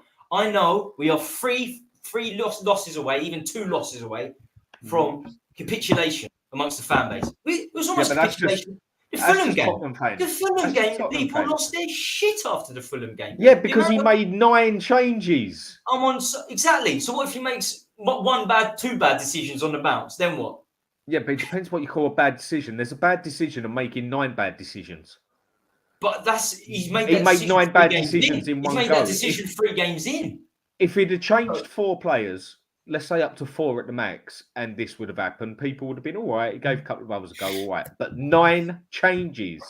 But this is the man. This is the man. We got the bet again. We got the bet on this man, and he made the 9 changes. It wasn't like it wasn't his twin or parallel universe. Yeah, but this is the thing is like Spurs fans are now they're it's like when people go into a new relationship and because of how their exes treated them, they behave in a certain way in the new relationship. A number of these Spurs fans just need to understand that yes, obviously we want to win trophies, but us not winning the very first trophy that's available in Ange's first season with his new squad, like it's like you're putting the last 15 years on Ange when it's not on Ange. Do you know what I mean? No, you have to give him. Shot himself in the foot, Jay. I'm not doubting that, but the thing is that from my point of view, and I know you understand it, and Tommy understands it too. Is he wants to see what the squad, how the squad is, and he wants to try these players out. And to be brutally honest, 9 changes in one game. Yeah, and that's on him. I'm just looking at it from the point of view of saying that you want to have a squad of players that are bought in and are all working together and feel like they're going to get a chance. Look at it this way, yeah? Yeah. If we finish 10th now, yeah? There's going to be people not too happy out there at all. Yeah. And there's going to be others on the more positive side. As long as the football looks better, let's give him one more season. Yeah. Now, if he finished 12th, but he won that League Cup, we're then in Europe with a League Cup, a lot of people would have turned their back to 12th and said, all right, you've got another year. It would have bought in time, and it was our best chance of winning something. But the thing he shot himself in the foot there. No, but the thing is, what people, I agree with that and disagree with it to an extent, because the thing is that if you're finishing 12th, to me, you're going to have to lose about 20 games. Yeah? Maybe a few less. Or draw a lot of games. You're going to lose about 7. So that basically means that almost every other week you're going to lose. It was an example anyway. I'm not doubting that. But what I'm trying to say is that when people say that, not you specifically, it's almost like, but as a fan, you are going to really doubt the manager if we're losing every other game, regardless of what's going on. Do you see what I mean? If he goes and wins that bit of silverware, we've been so desperate for it for 15 years, people would be willing to push it aside a little bit. Yeah, but the thing is that I know I would. No, but the thing, what I say is that being a Spurs fan and seeing the Mourinho era when we were 7th, 6th, and the fans were hating how it was under Jose, but then it's like, oh, Levy, you sacked him a week before the final. But you fans every week were complaining about this manager. Yeah? Yeah, but that one game everyone wanted that manager was for the bloody final. Because he could do it. We're both arguing. I'm dead in the middle. Yeah. It's the fan base. It's not about Ange, it's about the fan. No, that's what I'm trying to say. So I understand it from both sides. It's not about having trust in Ange. I have trust in Ange. So you don't trust the fan base? I don't have trust in the fickle fan base. Yeah. That's why I don't think he's going to be there at the end of the season. Okay. It's as simple as that. I want him to succeed. I've wanted to see front foot football for so long. I get Conte, I get Jose. They're world-class managers, but the Spurs way is front foot football. I wanted to see front foot football and successful, but I do not trust this fan base. 2 losses away from capitulation. That's how I see it. Yeah. Maybe No, I agree. I agree. It I think wouldn't this surprise me. We're all pretty calm here, but like I agree. The fact that the reaction to the Fulham loss was concerning to me. I think, Like, Jay, as you're in- probably in a lot of group chats. I'm in a lot of group chats. yeah. I'm on Twitter as well, and I see what people don't are saying. I remember like I don't do people thought- notifications. I don't do notifications, but fuck me. Yeah, It went yeah, off. it's like, yeah. It went off. It was Put on WhatsApp. It And was after because half he an hour, you made got 9 300 subs. messages yeah. on one group. 9 It's subs crazy. he made. That was why it went off. If it would have been 4 subs and it happened, it would have just been, do you know what? Shit happens. But 9 subs, that was why people went off their head. I get it. Why I would did have. he do I it? would have made about 5. I would have kept the defense. But for me, that's not. It's not really the point anyway. It's not really the point anyway. But okay, we're going to wrap things up there. This went a lot longer than I thought it would, especially as we started so much later as well. I usually do these at 8 p.m. I want to say a big thank you to Thiago. He had to shoot earlier on. Big thank you to Dan, Jay. Where can we get you boys? Dan, you're still not on Twitter, but you're here. You need to get yourself on Twitter, Dan. Just even a dummy account. I told you before, it's a No, cesspit. I'm but if already, you use it as a troll, I'm if you're a already troll on there. you're all I'm right. already Okay. on there as Dan E on there, same as I am on there. And trust me, over a little bit of time, I'll be showing my face a lot more on there. Nice, lovely. I've got my thing set up on there. Beautiful. J-rated R, as usual. You'll see me popping up often with Dan. I'm starting to follow me around, aren't you, Dan? But it's You followed me on here, mate. but yeah, obviously with fairly logical Tottenham and a little bit of positivity. But thank you very much for having me, Tommy. Really appreciate it. Next time I'll be on time. But yeah, no, yeah, thanks believe very that much. when I see it. I forgot you see me on other streams, so I can't pretend that I'll be on time. Exactly. Yeah, I can't lie that I'll be on time, innit? But no, Oh well, at thanks least very you much didn't have for to having be the ref. At least you didn't have to be the referee this time. Okay, I know. It's true. That was a good I debate. saw bits and pieces of that. Yeah. I'm hoping to get round 2. I'm hoping to get round 2 with Everyone's you need to get and I'll help Jay out this time. I'll help Jay out this time. I'll help Jay out. Thank you. I appreciate We it. can both be the refs. We can both be the refs for that. Boys, thank you very much. We're gonna It's try gone and make past it my bedtime too, so it's Yeah, same. yeah. right. Nothing but Peace love, out, boys. everyone. Please make sure you like, See you later. subscribe, hit the notification bell, all the normal jazz. I appreciate you being with us this late. If you're watching on the recording as well, get in the comments. Tell us what you think. Stay safe, stay free, stay classy. Peace out. Nice one, boys.